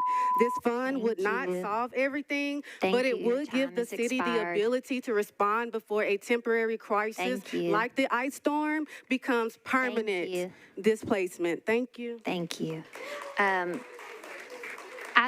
I failed to call out the next three. I see Ms. Darkenia Waller, who is next in the back, but I also see Mr. Bick Nelson in the front. And so, Ms. Waller, with your permission, I'm going to let Mr. Nelson go first, so you don't have to hurry up to the front. But next are Mick Nelson, Darkenia Waller, and Robert Jackson.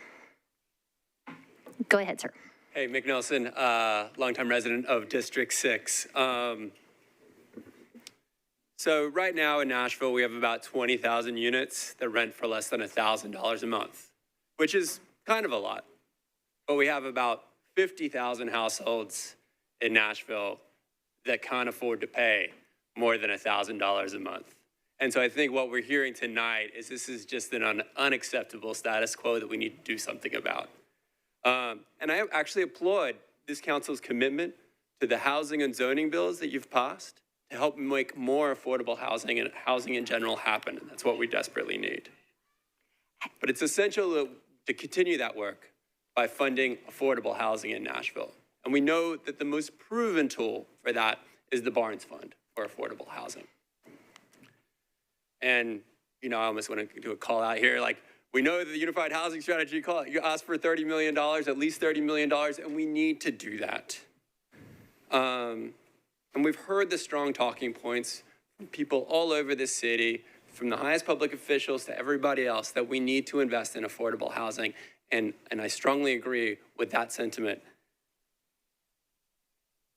So our neighbors who lack affordable housing can't afford for us not to invest it in the Barnes Fund. And we know that that's going to work and it's going to give you most units, proven bang for its buck.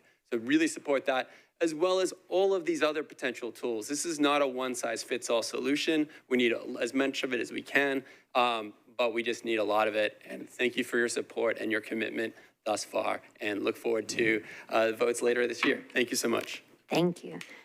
Next is Darkenia Waller. Go ahead. You are recognized. Thank you. Again, my name is Darkenia Waller, Executive Director of the Legal Aid Society of Middle Tennessee and the Cumberlands. On December 23rd, a family who had lived in a hotel for 3 years learned they would be removed by police the next day. The charge, criminal trespassing. No notice, no hearing, no legal process at all. Our legal aid attorney took their call. Over Christmas Eve and Christmas Day, that attorney pleaded with the hotel management for a few hours to try to secure a court order stopping the eviction. He drafted a 30-page emergency filing, and on December 26th, while the courts were closed, our attorney contacted the clerks, and finally reaching a judge on vacation, he argued by phone to the judge and secured an emergency order stopping the eviction. Even with the court order, the hotel called the police because it was criminal trespassing. But it took the legal maneuvering of the attorney to explain that even in a hotel, notice, and an opportunity to be heard is a constitutional right. The unfortunate reality is that legal aid is unable to assist everyone who calls us for assistance. Our Eviction Right to Counsel program is funded at less than 1/3 of what it takes to meet the demand here in Nashville. As stated earlier, for the people we are able to help, we are 95% successful in helping them to achieve their stated goal. The program works, but only for those lucky enough to get through. We are sometimes forced to shut down our intake to catch up with the need. We are piloting different efforts to be able to triage even faster. Just this week, we received a call from a mother of 3 desperate for information and support. Due to the devastating storm, she was without power and internet to perform her remote work. She took her rent money to find a hotel. According to... Thank you, Ms. Waller. We appreciate you. Thank Please you. fully fund the program. Next is Robert Jackson. After Robert will be Citlali Padilla, Stephen Watts, and Sherry Stinson. Go ahead, Mr. Jackson. Great. Good evening. My name is Robert Jackson. I'm here with Stand Up Nashville. I'm a high school U.S. history teacher here in Nashville. I live in District 35.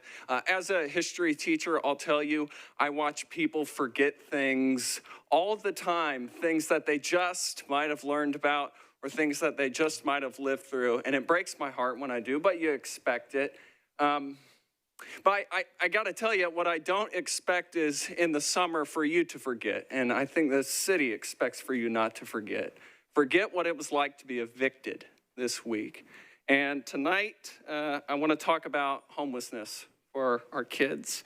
It's not just living outside when they're evicted. It's the grind of moving night to night and month to month, sleeping one night on a cousin's couch, then a motel, then a car, all while trying to be a good student in my class. And many of us experience this lifestyle temporarily this week, and we get to make the choice this summer after this budget gets washed and rewashed, whether or not we remember it. With eviction courts lacking fair representation, it's David versus Goliath in there. You all know it. It's no wonder that this system happens. Families lose cases they could have resolved, and preventable tragedies multiply. Parents scramble. Kids miss more days of school. Assignments don't get turned into me. But the good news is that these outcomes are preventable. Our current legal support does help families stay housed, either by winning cases, setting up mediations with landlords, creating payment plans, negotiating reduced rents, or avoiding a damaging judgment. But it has about one quarter. Remember that in the summer. It only has a quarter of the funding that it needs to be available to all who needs it. How much does it need? Okay, there we go. Please fully fund the Eviction Right to Counsel at the full requested amount so MNPS kids can come to my class. Thank you. Next is Ms. Padilla. Go ahead, you're recognized. Hi, Council. I'm Citlali Padilla, and I'm here with the Nashville Hispanic Bar Association. As someone who works closely with the ERTC program, I wanted to share the numbers that reflect why our eviction support program is worth scaling. Stout conducted a 2-year independent study on our pilot program, and what it showed was that we create real impact, with 95% of tenants reaching their desired case outcomes in Metro's pilot study. This is possible because eviction cases are not these huge, hopeless things. Our team works tirelessly to meet the needs of our most vulnerable population. The report also found that 37% of tenants owed 1 month or less of rent at the time they faced eviction. And the majority of tenants who owed rent said they could pay some or all of the back rent. Without representation, these tenants are far more likely to experience negative outcomes, resulting in eviction and homelessness. That's exactly where ERTC lawyers can help develop a plan that keeps Nashville families housed. But most importantly, the return on investment is real. Legal support for eviction saves the city money. The same summary states that the pilot program saved the city $250 and tenants saved $2.60 for every dollar spent. That's a return on investment of $5.10. And that's not all the report estimates are, and that's not all reported. Estimates are that a fully funded program at the requested $9 million could save the city up to $43 million. Our ask is fiscally straightforward. Fund an already effective program at scale so that these solvable cases don't turn into homelessness, job loss, and emergency spending. And get the added benefit of saving taxpayers and constituents money. Thank you. Thank you. Next is Stephen Watts. Go ahead.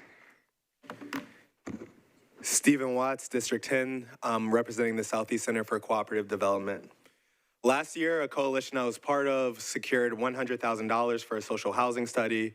And although I hear that money might finally be being released a year later, it's hard to feel like we're pleading for everything, especially when we know that MMPD lands millions of dollars through irregular procurement processes when those funds could otherwise be used for safety. What I mean by that is this week, we remember that safety isn't tanks and guns, it's community members checking on each other. It's housing that you can afford to stay in. It's neighborhoods where you know each other because people aren't constantly economically displaced. So a couple of things I'm asking for. The first is a fully funded Barnes Fund, which is at minimum an $11 million increase. The UHS says we need to scale up to $55 million in a couple of years, and we're going the wrong way. The second thing, and this is for council, but also for the mayor, we can afford to build permanent affordable housing like the co-op that Carlina talked about earlier, or the things that Stand Up Nashville talked about, through bonding. We could afford it to do for the Titans. That was $760 million in city bonds. They really wanted them to stay. What about us? The last thing I'm asking for is $9 million for Legal Aid Society and $4 million for rent assistance. So everyone here has asked for the same things, and what's concerning to me is what happens when we're not here, because the budget never looks this way. This week, an email was sent out to all members of council, Metro Legal, and every district judge that asked the city to use levers to stop eviction processes. Signing on was every single organization that council members Porterfield and Swara named as being on the front lines. And so it's very frustrating when we're called to be the cleanup crew for negligence and also addiction to the idea that safety is only one way, but we're told that we're being unreasonable when it comes to policy. So what I'm asking is for a fully funded Barnes Fund, social housing production fund, rental assistance, stop eviction proceedings now. Thank you. Next is Sherry Stinson. Go ahead, you're recognized. Good evening, council members. Thank you for having all of us. These nights get long, and you guys have been so attentive and so gracious and caring. So I just want to say thank you, because it's really meaningful. I'm here obviously in support. I'm Sherry Stinson with Habitat for Humanity of Greater Nashville, and I'm here obviously to plead, I like that word, for more money in the Barnes Housing Trust Fund. And I thought it might be helpful for you all to understand how that's used from a practitioner. So we use the Barnes Housing Trust Fund for site development, for roads, underground utilities, and stormwater costs. So Habitat pays the same amount of impact fees as for-profit developers. For-profit developers pass that on to the houses. We have to absorb that, so we don't pass it on to the buyers of our homes. So that's a real important figure there. The Barnes Fund covers a third of the costs of our Habitat homes. Habitat raises the additional 2/3 from corporate faith and foundation support. We have a diverse funding stack that is appropriate, responsible, and it does not rely solely on one particular funding source. But if we lose any component of that stack, we cannot make those numbers work. So I had a bunch of other numbers, and I'm going to skip those because I want to tell you two things. We just recently opened our application process in Antioch for the next 12 homes we're going to build, and within 15 minutes, we had 5,000 applicants, and it crashed our system. So how bad is our need for affordable housing? That's 15 minutes worth. That says a lot. The other thing I want to tell you about is Andrea. She's one of our recent homeowners. I was on the build site with her recently, and she is 72 years old. And she said, do not worry about me. My people live till they're 90. I'll be in this house for another 20 years. I need stable housing costs. I cannot, at 72, be suffering rent that goes up $400 every month. I need this home because I need affordability. Thank you. Thank you, Ms. Stinson. All right, that concludes our pre-budget public comment. We want to express our thanks to everyone. I do want to share with folks that even when you do not see council members in here because they are back there getting some sustenance, they do have a monitor and a screen where they can see and hear what you are saying. So we do appreciate you all and thank everyone who came out this evening. All right, next item on the agenda is a resolution on public hearing. Spanish interpretation services are provided for all Metro Council public hearings. Council Office team member Karina Valdez is here as the interpreter. Ms. Valdez, will you please share how you can help? Los servicios de interpretación en español estarán disponibles en audiencia pública. Gracias, we appreciate you. We have just one item on public hearing. It is a resolution. It is agenda item 1. This is resolution 2026-1766, sponsors Toombs, Evan Siegel. I would ask the gallery, please, be quiet as you exit. You're welcome to chat on the mezzanine. Everybody's welcome to chat on the mezzanine. Thank you. This is a resolution authorizing the Waste Services Department to utilize surveillance technology for fleet vehicles available under a cooperative master agreement with Routeware, Inc. I can't recall if I read the sponsors, Toombs, Evan Siegel, Stiles, and GAD. All right. I will first recognize Budget and Finance Chair Toombs. Go ahead, ma'am. Thank you, Madam Vice Mayor. You can go ahead and do your committee reports. It's a kind of an atypical type public hearing. You're used to all those zoning public hearings, I know. Report. Yes. Budget and Finance voted to recommend approval, 10 in favor, 0 against, 0 not voting. All right, and for the report of the Transportation and Infrastructure Committee, Chair Evan Siegel, you're recognized. Transportation and Infrastructure Committee recommended approval, 7 in favor, 0 against, and 0 not voting. Okay, all right, now it's back to you to request to open the public hearing. All right, I declare the public hearing open for Council Member Toombs' resolution 1766 regarding Waste Services Department surveillance technology for their fleet vehicles. Would all members of the public that are here in support of this resolution please raise your hand? Would all members of the public here who are in opposition to this hearing, please raise your hand. All right. Okay. I do see someone here in opposition. Is that correct? Okay. Those persons who wish to speak in support could come forward if there are any. Supporting speakers do speak first. None? All right, with that, Mr. Hall, you are recognized. Go ahead, sir. I just wanted to highlight how easy it was to have a public hearing on this and not a public hearing on all the other items that I believe, and I think a lot of other people believed were surveillance technology. And so I would just say, like, hey, let's have a public hearing when there's surveillance. Thanks. All righty. Would anyone else seek to be recognized on the public hearing related to this waste services master agreement? Seeing none, I will declare the public hearing closed, and it's back to you for a motion on your resolution. Thank you, Madam Vice Mayor. Move for approval with a brief comment. Is there a second? Okay, go ahead. I just want to say for the viewing audience and for any council members that missed budget or transportation, the surveillance is a camera that is on the arm of the garbage truck that Oh, I apologize. I was just thinking, yeah, it's looking in the bin to see what's in the bin. I'm sorry. I don't know why.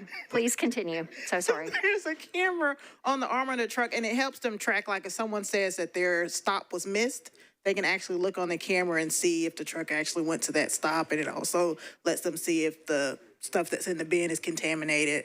So that's the purpose of the camera. Thank you, ma'am. Is there any further discussion on this resolution? Seeing none, all in favor, please say aye. Aye. Any voting no? Any abstaining? Okay. Oh, one abstention? Okay, we can do that. Mr. Clerk, if you would please record that abstention. Council has adopted this resolution. All right. Next, we have our consolidated consent agenda. All resolutions and second and third reading ordinances on this agenda are included on the consent agenda if recommended for approval unanimously by all committees to which the item was referred. Items on the consent agenda will be voted on at a single time. The item number along with the resolution and ordinance number of the items on the consent agenda will be read by me. Members of the council may remove any item from the consent agenda by request before the consent agenda vote is taken. All right. The first item proposed for the consolidated consent agenda under resolutions is agenda item 3, resolution 2026-1767. Agenda item 4, resolution 2026-1768. Agenda item 5, resolution 2026-1769. Agenda item 6, resolution 2026-1770. Agenda item 7, resolution 2026-1771. Agenda item 8, resolution 2026-1772. Agenda item 9, resolution 2026-1773. Agenda item 10, resolution 2026-1774. Agenda item 11, resolution 2026-1775.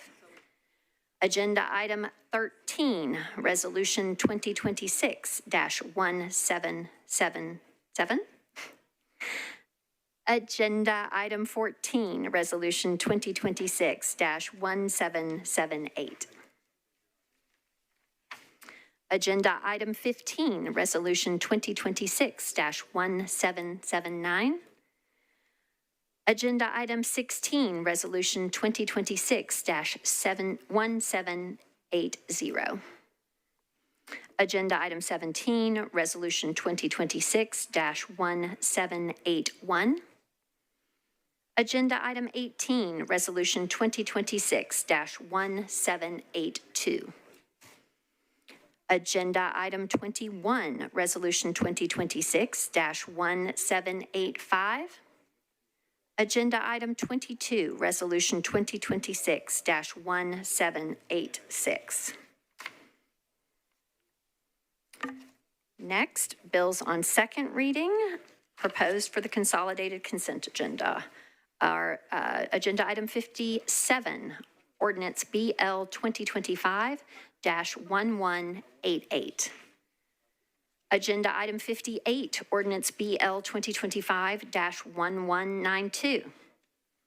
Agenda item 59, ordinance BL 2026-1196. Agenda item 60, ordinance BL 2026-1197. Agenda item 61, ordinance BL 2026-1198. Agenda item 63, ordinance BL 2026-1200. Agenda item 64, ordinance BL 2026-1201. Agenda item 65, ordinance BL 2026-1202. Agenda item 66, ordinance BL 2026-1203. Agenda item 67, ordinance BL 2026-1204. Agenda item 68, ordinance BL 2026-1205. All right, now for this section, I'm going to take this without any objection in the aggregate. Nope, those are not on consent. So sorry. That's that tranche of 30 contracts. They're not on consent. Sorry about that. Just chugging along, seeing them all marked the same. Let me skip ahead by about 8 pages and continue with the consent agenda. All right. The next item proposed for consent is Agenda Item 99, Ordinance BL 2026-1236. Agenda Item 100, Ordinance BL 2026-1237. Agenda Item 101, Ordinance BL 2026-1238. Agenda Item 102, Ordinance BL 2026-1239. Agenda Item 103, Ordinance BL 2026-1240. Agenda Item 104, Ordinance BL 2026-1241. Agenda Item 105, Ordinance BL 2026-1242. Agenda Item 106, Ordinance BL 2026-1243. Agenda Item 107, Ordinance BL 2026-1244. Agenda Item 108, Ordinance BL 2026-1245. Agenda Item 109, Ordinance BL 2026-1246. Next, bills on third reading proposed for the consolidated consent agenda. Agenda Item 110, Ordinance BL 2025-1008. Agenda Item 111, Ordinance BL 2025-1087. Agenda Item 112, Ordinance BL 2025-1100. Agenda Item 114, Ordinance BL 2025-1116. Agenda Item 115, Ordinance BL 2025-1132. Agenda Item 116, Ordinance BL 2025-1133. Agenda Item 117, Ordinance BL 2025-1143. Agenda Item 118, Ordinance BL 2025-1144. Agenda Item 120, Ordinance BL 2025-1161. Agenda Item 121, Ordinance BL 2025-1162. Agenda Item 122, Ordinance BL 2025-1163. Agenda Item 123, Ordinance let's go back. 122, Agenda Item, the 1163, and Agenda Item 123, the 1164, are not on consent. Ms. Toombs, I apologize. Those are not on consent. All right, Mr. Clerk he knows what's next. It's 124 agenda item, Ordinance BL 2025-1165. Agenda Item 125, Ordinance BL 2025-1166. Agenda Item 126, Ordinance BL 2025-1167. Agenda Item 127, Ordinance BL 2025-1170. Agenda Item 128, Ordinance BL 2025-1171. Agenda Item 129, Ordinance BL 2025-1172. Agenda Item 130, Ordinance BL 2025-1173. Agenda Item 131, Ordinance BL 2025-1174. Agenda Item 132, Ordinance BL 2025-1177. Agenda Item 133, Ordinance BL 2025-1178. Agenda item 134, ordinance BL 2025-1179. Agenda item 135, ordinance BL 2025-1180. Agenda item 136, ordinance BL 2025-1181. Agenda item 137, ordinance BL 2025-1182. Agenda item 138, ordinance BL 2025-1183. Agenda item 139, ordinance BL 2025-1184. Agenda item 140, ordinance BL 2025-1185. Agenda item 141, ordinance BL 2025-1186.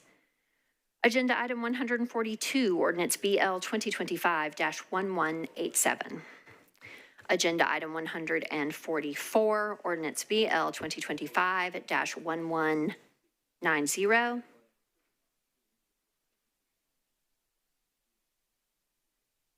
Oh, I apologize, Mr. Clerk. Go back.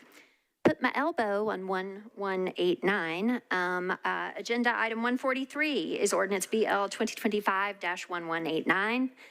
And next is agenda item 144, ordinance BL 2025-1190. Agenda item 145, ordinance BL 2025-1191. Agenda item 146, ordinance BL 2025-1193. And lastly, proposed for the consolidated consent agenda, agenda item 147, ordinance BL 2025-1194. That concludes the reading of the consent agenda. Do any items need to be removed from the consent agenda? If so, members, please join the queue to request that. All right, Councilmember Benton, you are recognized, sir. Thank you, Vice Mayor. Number 110, 2025-1008. Okay, Councilmember Benton has requested that agenda item 110, which is a bill on third reading, be removed from consent. It has been removed. Councilmember Suara, you are recognized. Thank you, Vice Mayor. Agenda item number 22, IRS 2026-1786. Okay, Councilmember Suara has requested the removal of agenda item 22. This is resolution 2026-1786. It has been removed from consent. Are any other members seeking to be recognized to remove an item from the consent agenda? All right, seeing none, Mr. Clerk, are all committee reports in for the items on the consent agenda?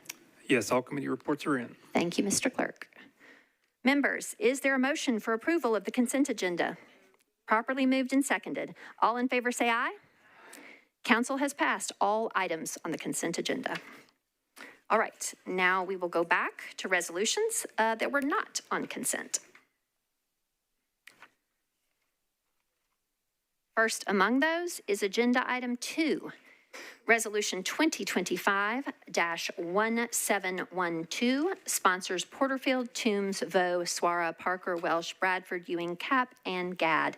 This is a resolution opposing the Boring Company's proposed tunnels within Nashville and Davidson County, condemning the company's lack of transparency, inadequate community and Metropolitan Council engagement, and troubling labor and safety practices, affirming that public land and public infrastructure decisions must prioritize the welfare, safety, and express needs of Nashville residents, and reiterating the Metropolitan Council's commitment to real, equitable, community-driven transit solutions. Ms. Porterfield, sponsor, you are recognized. Thank you, Vice Mayor. Committee reports, please. All right. For the report of the Rules, Confirmations, and Public Elections Committee, Chair Cash. We voted to defer 2 meetings, 6 in favor, 0 against, 0 not voting. Okay. Thank you, Chair. And it's back to you, Ms. Porterfield, for a motion. Thank you, Vice Mayor. I would like to move for a 2-meeting deferral with a brief comment. Is it okay? Go Go ahead, ma'am. Thank you, Vice Mayor. I still have concerns, but I do believe that we should hear from the Boring Committee, the Boring Company. Even though they had not made plans to meet up to this point, they did. Thank you to Council Member at Large Quinn Evans Siegel, who was able to work with them to get a meeting on within the Transportation and Infrastructure Committee. There will be a meeting on the 19th at 4:30 p.m. So I would like to invite all of my colleagues to come out and hear about what those plans are. I would love for people to bring forth the questions and concerns that they have heard from their constituents. I've heard lots of questions and concerns. I'm sure some of our other colleagues have as well. So I would like to invite the full body to come out. Again, that's on the 19th at 4:30 p.m. with those questions and concerns. And I will save all of my comments for that time, Vice Mayor. So with that, I would ask for a 2-meeting deferral. Thank you, Ms. Porterfield. And can you all clarify, I think we had 4 and 4:30, just for the viewing public. Chair Evans Siegel. Quinn Evans Siegel. It's indeed 4:30. She told me 4:30. I apologize. Okay, it's 4:30, special counsel saying. We're all good. I sensed a discrepancy. That might have been my error. Just wanted to clarify because I know it has a high level of public interest. All right. Is there any further discussion on this motion to defer 2 meetings? Seeing none, all in favor, please say aye. Any voting no? Any abstaining? All right, this is deferred 2 meetings. Again, there will be a special time at the February 19th meeting, but the deferral of 2 meetings means we'll be back for consideration at the first meeting in March. Okay? All right, next is agenda item 12. This is Resolution 2026-1776. Felt like this whole section, y'all, on the consent agenda, if I hadn't read it number by number, we could all be having like an internal history lesson of American history. Like, oh yeah, that was that battle and that bill and all those things. So yeah, we're in our 1776 era of our numeration here. All right, so for this bill, or rather resolution 1776, sponsor Coupin, Horton, Evans, Siegel, and Gadd. This is a resolution amending ordinance number BL 2021-874 to extend the construction commencement date for an easement agreement pertaining to a portion of Alley 371 in connection with the development project. Mr. Coupin, you are recognized, sir. Thank you, Madam President. Happy 250th anniversary, America. That's why we did this bill. I need to move to suspend the rules and would love to have the special counsel explain why, if that's okay. All right. Yes, this is pursuant to Rule 16, and special counsel, if you could please share the why. Yes, Vice Mayor, and I may have misspoken earlier. It's Rule 17. There's no resolution approving or authorizing the execution of an agreement can be considered by this council without essentially the document having all signatures but Metro. And in this case, there is a signature missing, and so a suspension is necessary to consider it. All right. Chair Cash, did you all consider? Okay. All right. You all did not take this up. Is there any objection to the suspension of Rule 17? Seeing none, the rule is suspended, and so this can be taken up at this time. Go ahead, Mr. Coupin. Thank you, Madam President. Move approval. We do need to get our committee reports. Committee reports, sorry. Okay. For the report of Planning and Zoning, Chair Horton. Thank you, Vice Mayor. Planning and Zoning considered RS 2026-1776 and recommended approval. 9 in favor, 0 against, 0 not voting.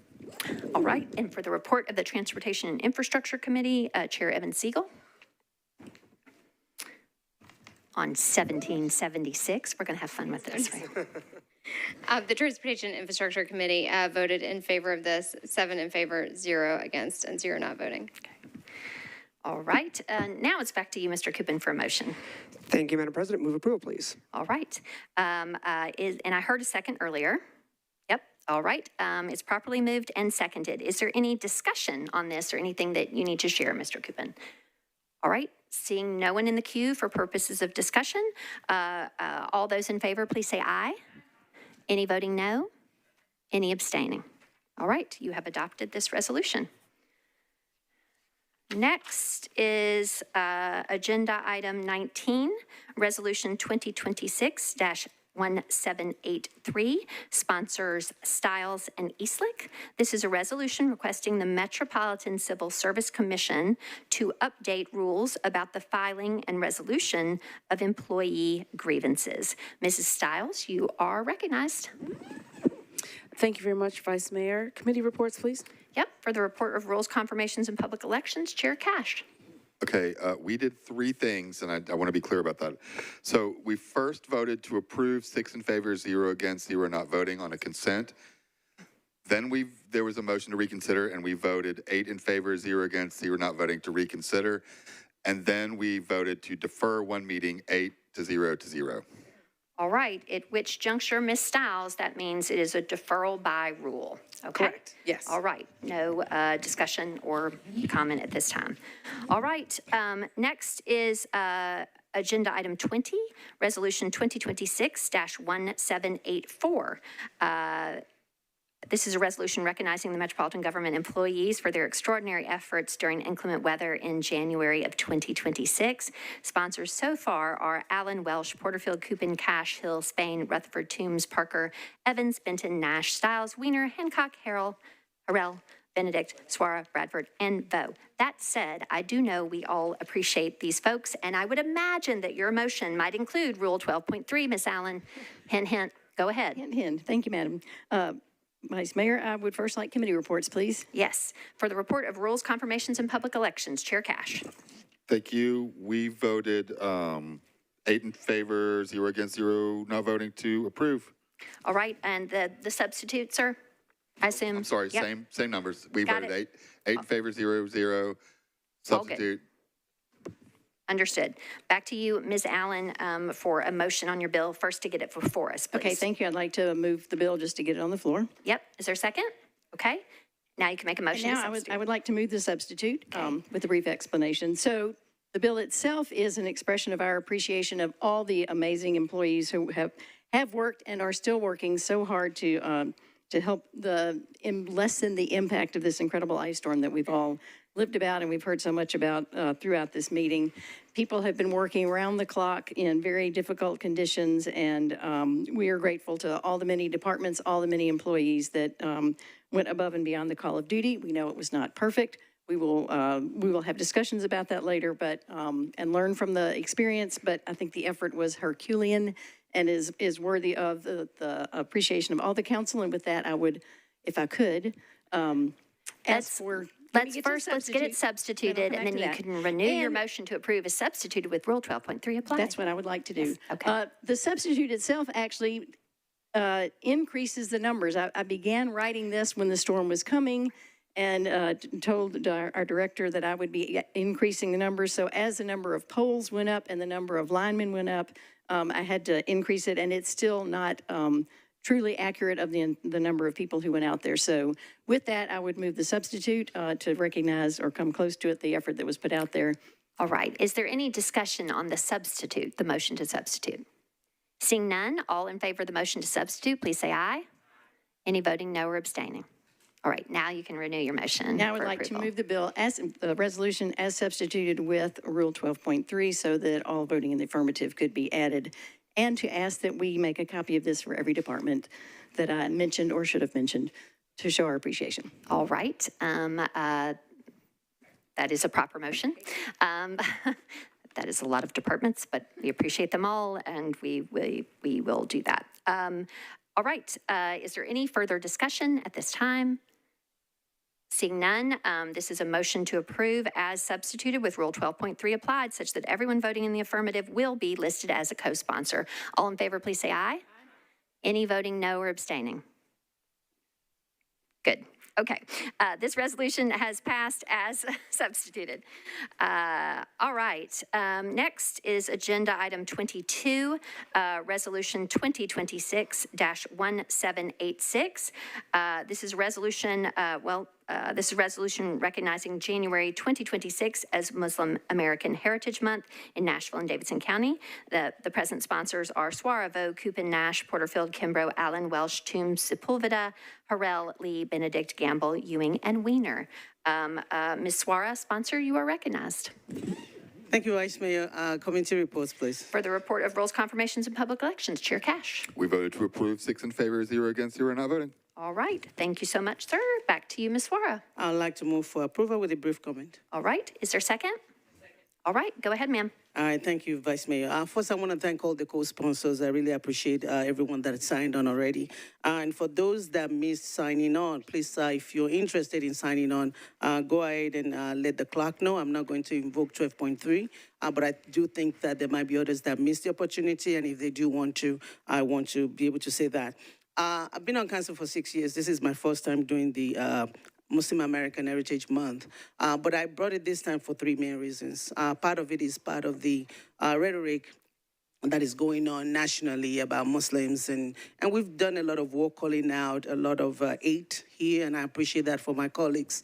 But I wanted to make sure that Islamophobia is called out specifically as somebody who is subjected to it on I was joking with someone today that even if I'm anointed by the Pope or I sing hallelujah every day, people will still hate me for what I look like and what I believe.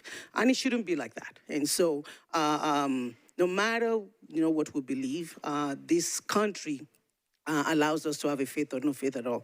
As an elected official, I don't just represent Muslim, I represent all Nashvilleans. And I've done a good job of being there for a lot of people. So I want to encourage, I cannot do anything with state or national, but everyone in this room, look at your constituents. The Muslims are part of it as well. The resolution has a lot of information in it, but if you have a mosque in your neighborhood, try to visit, try to get to know the Nashville, so that when we say we represent all Nashville, that's what I try to do, and I'm hoping that everybody does that. The second reason is that the resolution talks about a survey that American Muslim Advisory Council did that talks about Islamophobia in school. Before becoming a council person, I testified before the school board about an incident of my daughter where one of her friends actually was joking about, Sophia, are you going to bomb this school today? Something like that.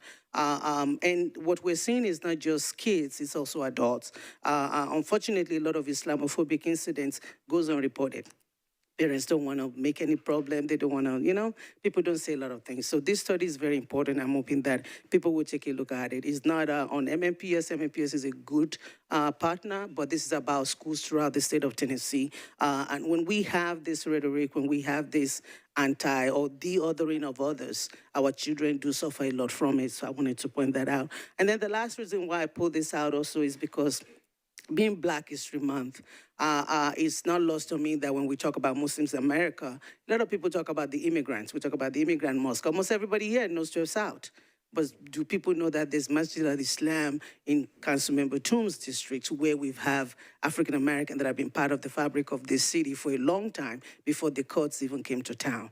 Bethina, my friend, who serves on the school board, people think she's an immigrant, but she's been here for, she's American, born, bred, raised. So I wanted to point that out. I want to uplift the Muslim Black Americans that have been part of this community, and I want to thank everybody. And so again, if you want to sign on, please let the clerk know, and thank you. Yes, you can always email mid-meeting to metroclerk@nashville.gov to sign on. On to discussion. Ms. Allen, you're recognized. I was just going to yield my time if the council member had more to say. That's very kind. All set? Okay. Any further discussion? Seeing none, all in favor, please say aye. Any voting no or abstaining? All right, you have adopted this resolution. All right, now we move into our first reading items. Section M, bills on introduction and first reading. By rule, all items on first reading shall be voted on at the same time unless requested otherwise by a primary sponsor or by 2 other members. Do any items need to be removed from the collective vote? I am aware that Mr. Parker has requested the removal of agenda item 27. From the collected vote, so that will be removed, and we will take that up separately. Do any other members seek to remove an item from the collective vote? All right, seeing none, is there a motion for approval of all the items remaining on first consideration? So moved. Okay, properly seconded, and so then without objection, You have approved all items on first reading, with the exception of Agenda Item 27, which we will go to now. That is Ordinance BL 2026-1257, sponsor Parker, Horton, and Vo. This is an ordinance amending Chapter 17.16 and 17.40 of the Metro Code of Laws to permit detached accessory dwelling units, also known as DADUs, on legally created residential lots with non-conforming lot area. Mr. Parker, you're recognized, sir. Thank you, Vice Mayor. I would like to move approval today, but defer second reading along with our public hearing to the first meeting in April. All right. And that is to give the Planning Commission time to, they had that rule change where text amendments now require 2 meetings and some good time. So I wanted to let them at least have the opportunity to finish their process before we heard it here. So I'd like to move approval today and defer to the first meeting in April. All right. Is there a second for that motion? All right, it's properly moved and seconded. Is there any discussion? Mr. Nash, go ahead, sir. Thank you, Madam Chairman. Does this bill conflict with what we just passed in regard to DADUs? Mr. Parker, do you want to take that up? At this juncture, Mr. Nash, again, we're just on first reading, so we're just kind of getting in the process. Mr. Parker has proposed deferring it, the second reading, till April. Do you still wish to have the question addressed at this time? Yes, I think it's okay. important. Mr. Parker, go ahead, sir. Sure. So the bill impacts the ability to construct a DADU in a, it's going to be difficult to explain this briefly. So we have zoning districts, and sometimes they end up being applied to properties which do not meet the minimum lot size for that area. So just pulling numbers out of a hat, let's say there's a lot that's 5,000 square foot and it's zoned R for 2 properties, but it's R whatever the number is, and that requires 5,001 square foot. So that property would, even though it's zoned 2-family, is not today allowed to build a DADU. And so this just addresses that. All right, thank you. All right, Mr. Nash is nodding his head. All right, is there any further discussion on the motion to approve on first reading with second reading deferred and its public hearing to the first meeting in April? Seeing none, all in favor, please say aye. Any voting no or abstaining?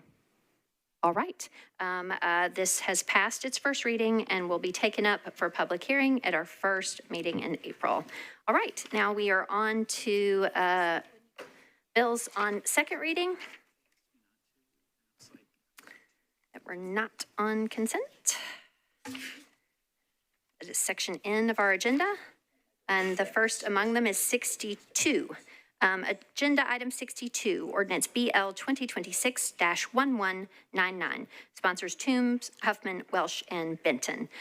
This is an ordinance to approve an affiliation agreement by and between Liberty University, LLC, and the Metro Government of Nashville and Davidson County by and through the Office of Family Safety to provide fieldwork experience for students enrolled in Liberty University's social work programs.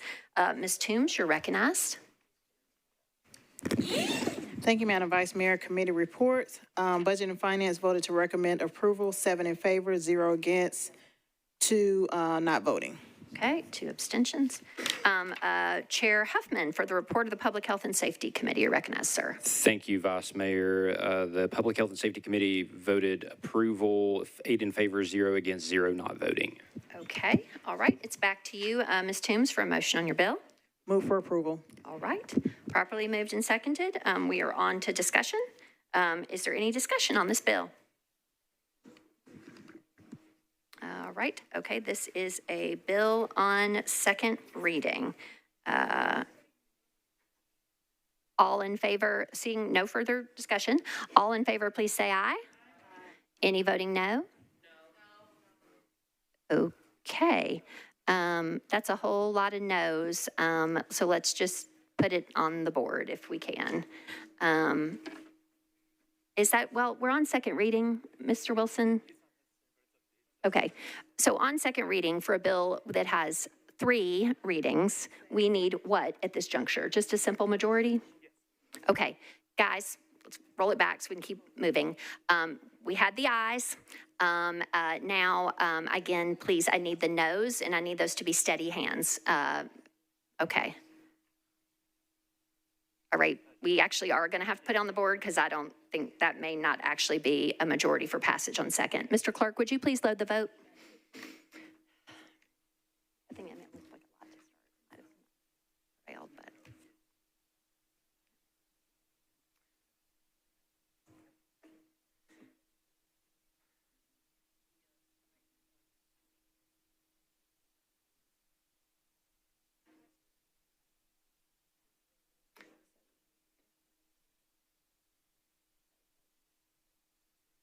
All right, this will require a simple majority of those voting at this time. This is a 3-reading ordinance on its second reading.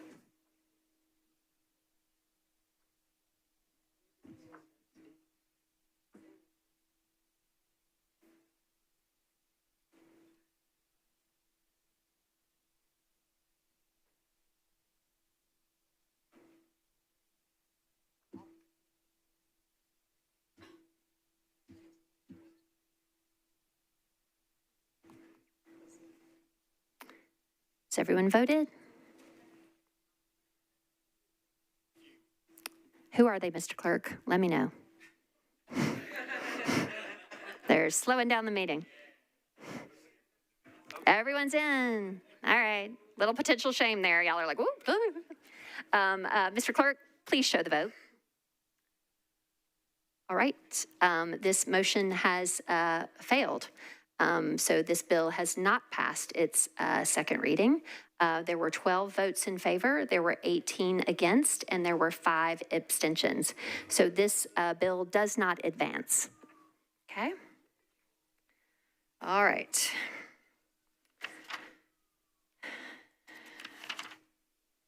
Next is our tranche of some 30 bills that Chair Evan Siegel very kindly read the caption of in Transportation and Infrastructure Committee. I think what I'm going to do without objection for purposes of sort of taking these up and for transparency, these are bills number 69 through 98. What we're going to see, colleagues, is there's going to be a mandatory deferral by rule, okay? And so because we are not debating or voting for at this time, we are just having a deferral by rule. I would ask that we can rely on them being entered into the record in Transportation and Infrastructure Committee. These are bills, 69, 70, 71, 72, and so on, all the way through to 98. And they represent on-call contracts with a wide variety of engineering and planning firms. Is that sufficiently clear to everyone? All right, no objection to taking them in this manner. All right, Ms. Toombs, you are then recognized for your committee report on first your bill 69, but basically all of them through 98. Budget and Finance Chair Toombs, you're recognized. Budget and Finance voted to recommend approval of all of them. I mean, not approval, I'm sorry, defer one meeting. Yep. 9 in favor, 0 against, 0 not voted. Okay. For the report of the Planning and Zoning Committee, Mr. Horton, what was your committee's action on this tranche of bills?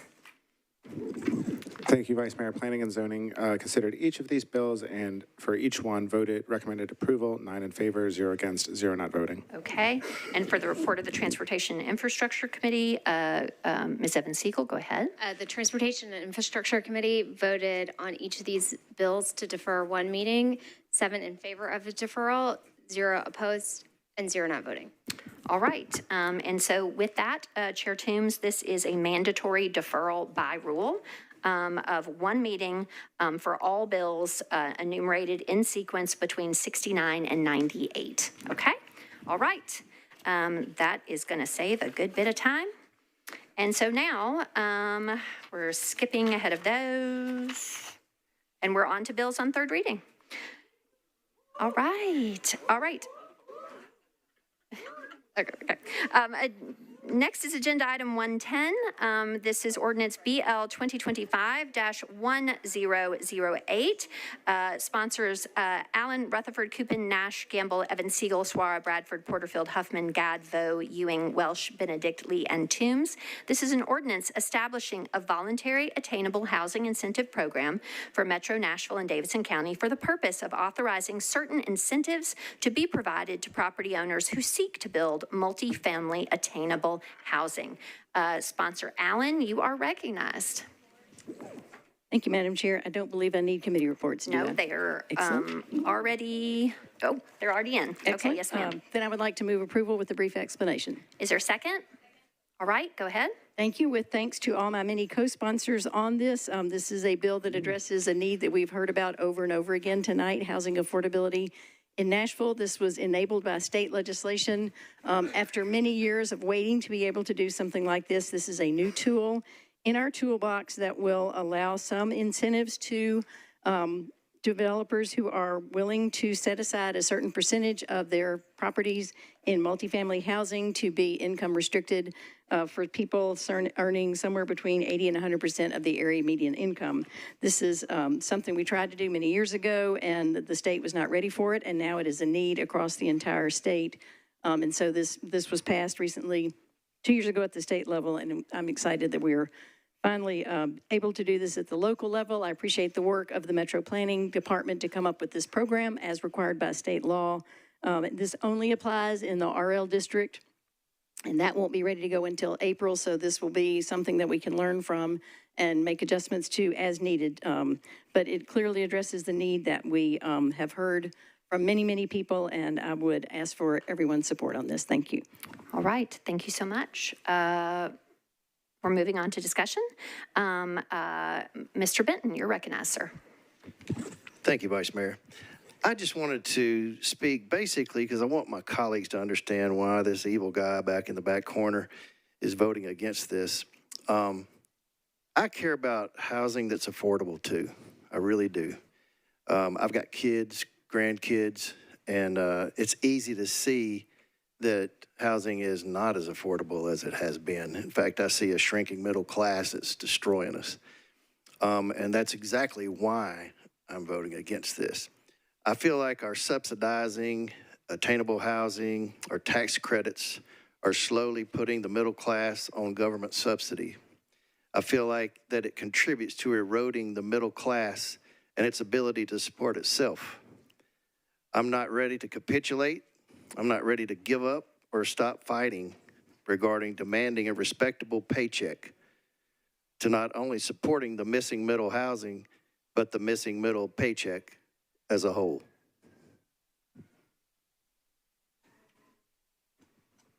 Thank you. All right. Ms. Allen, do you seek to be recognized again?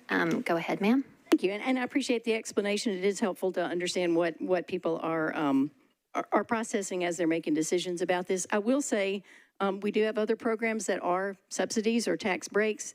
This is not, which is part of the beauty of it. It offers an opportunity for the developer to get additional value out of the land, and that is what pays for it. And that's something that this is one particular tool that will not rest on the backs of other citizens. So I appreciate that concern and hope that perhaps that's information that will be considered. Thank you, Sponsor Allen. Mr. Prepty, do you still seek to be recognized? All right. Seeing no one else seeking to be recognized, we will move to the vote. This is an ordinance on final reading. Mr. Benton, do we think that what Ms. Allen shared about it not being a subsidy might change your mind and we won't have to put this on the machine? Okay, Mr. Eastlick's going to be a no as well. All right. So knowing that we have no votes and that this is an ordinance on third reading, we do need a roll call vote. And so with that, this ordinance needs 21 votes for passage.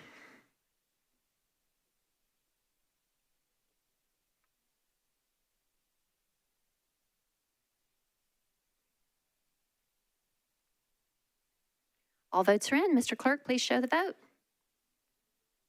This ordinance has passed its third and final reading with 31 votes in favor, 2 votes no, and 2 abstentions.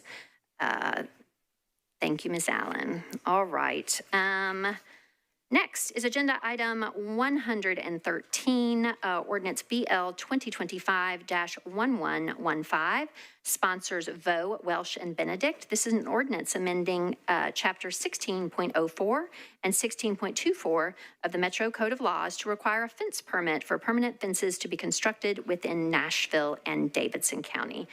Ms. Vo, you are recognized. Thank you, Vice Mayor. Move to approve. Right. There's a motion to approve properly seconded.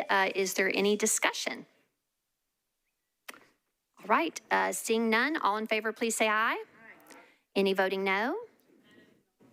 All right, and with that, because it is an ordinance on its third and final reading with multiple no votes, we will have to go on the boards. Mr. Clerk, if you would please load the vote.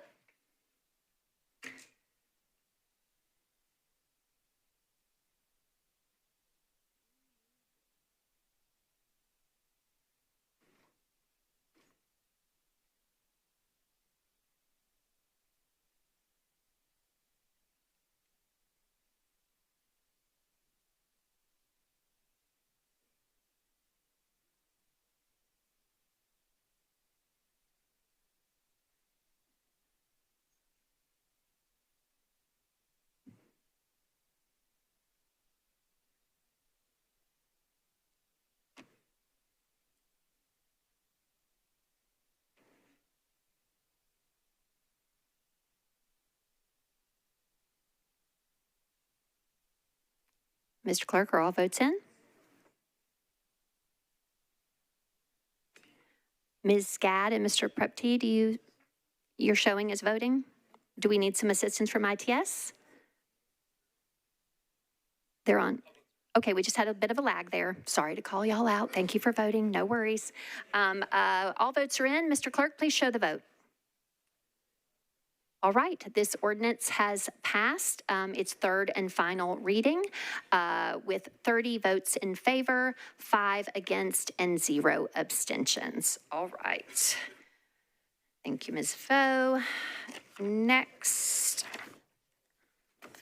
on third reading is agenda item 119, ordinance BL 2025-1147, sponsors Toombs, Horton, and Evans Siegel. This is an ordinance amending certain access management sections of Chapter 13.12 and 17.2 of the Metro Code of Laws to implement the Access Management Manual, which compiles regulations and guidelines for access from private property to the public rights-of-way, to modernize the development review process and make streets safer for all modes of transportation. Ms. Toombs, you're recognized.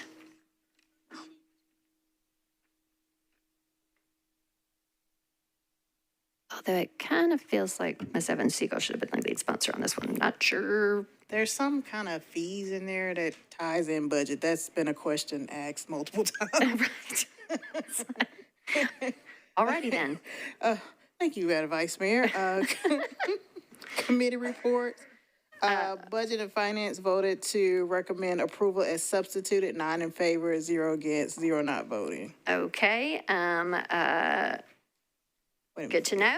For the report of the Planning and Zoning Committee, Mr. Horton. Thank you, Vice Mayor. Planning and Zoning voted in favor of a 1 meeting deferral, 9 in favor, 0 against, 0 not voting. All righty, I can see where this is headed then, but we need to get the report of the Transportation Infrastructure Committee in as well. Go ahead, Chair Evans Siegel. The Transportation Infrastructure Committee voted 7 in favor, 0 against, and 0 not voting to approve. All right, okay. And was that on the substitute as well? On the substitute and as substitute. Okay. All right. That said, even with those other committee reports, with one of our standing committees having a vote of a 1 meeting deferral by rule, this bill is deferred 1 meeting. So this will be taken up again on its third and final reading at the second meeting in February by rule. Okay. Next are agenda items 121, or rather 122 and 123. They are companions to each other, sponsor TOMBS, ordinance BL 2025-1163, and its companion 1164.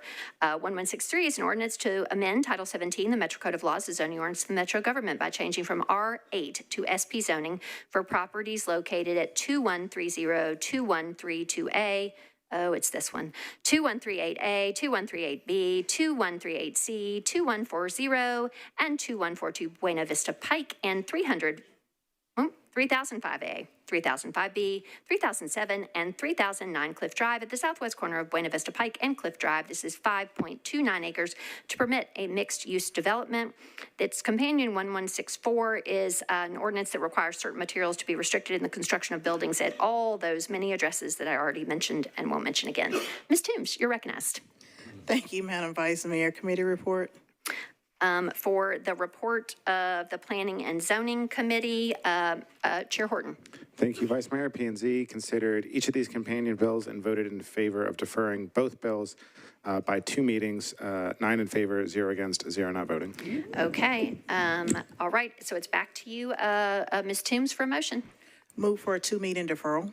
All right. There's a motion to defer both these companion bills, agenda items 122 and 123, to defer them for 2 meetings. It is properly seconded. Is there any discussion? Seeing none, all in favor, please say aye. Any voting no or abstaining? All right, these will be taken up in 2 meetings from now.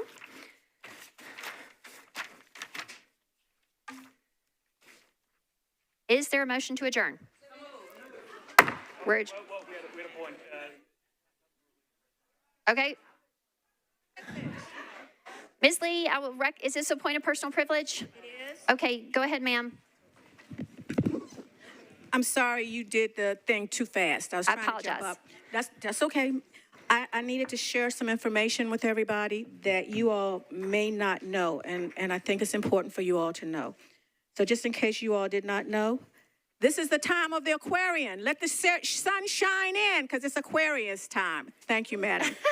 Thank you, Ms. Lee. We are now adjourned again.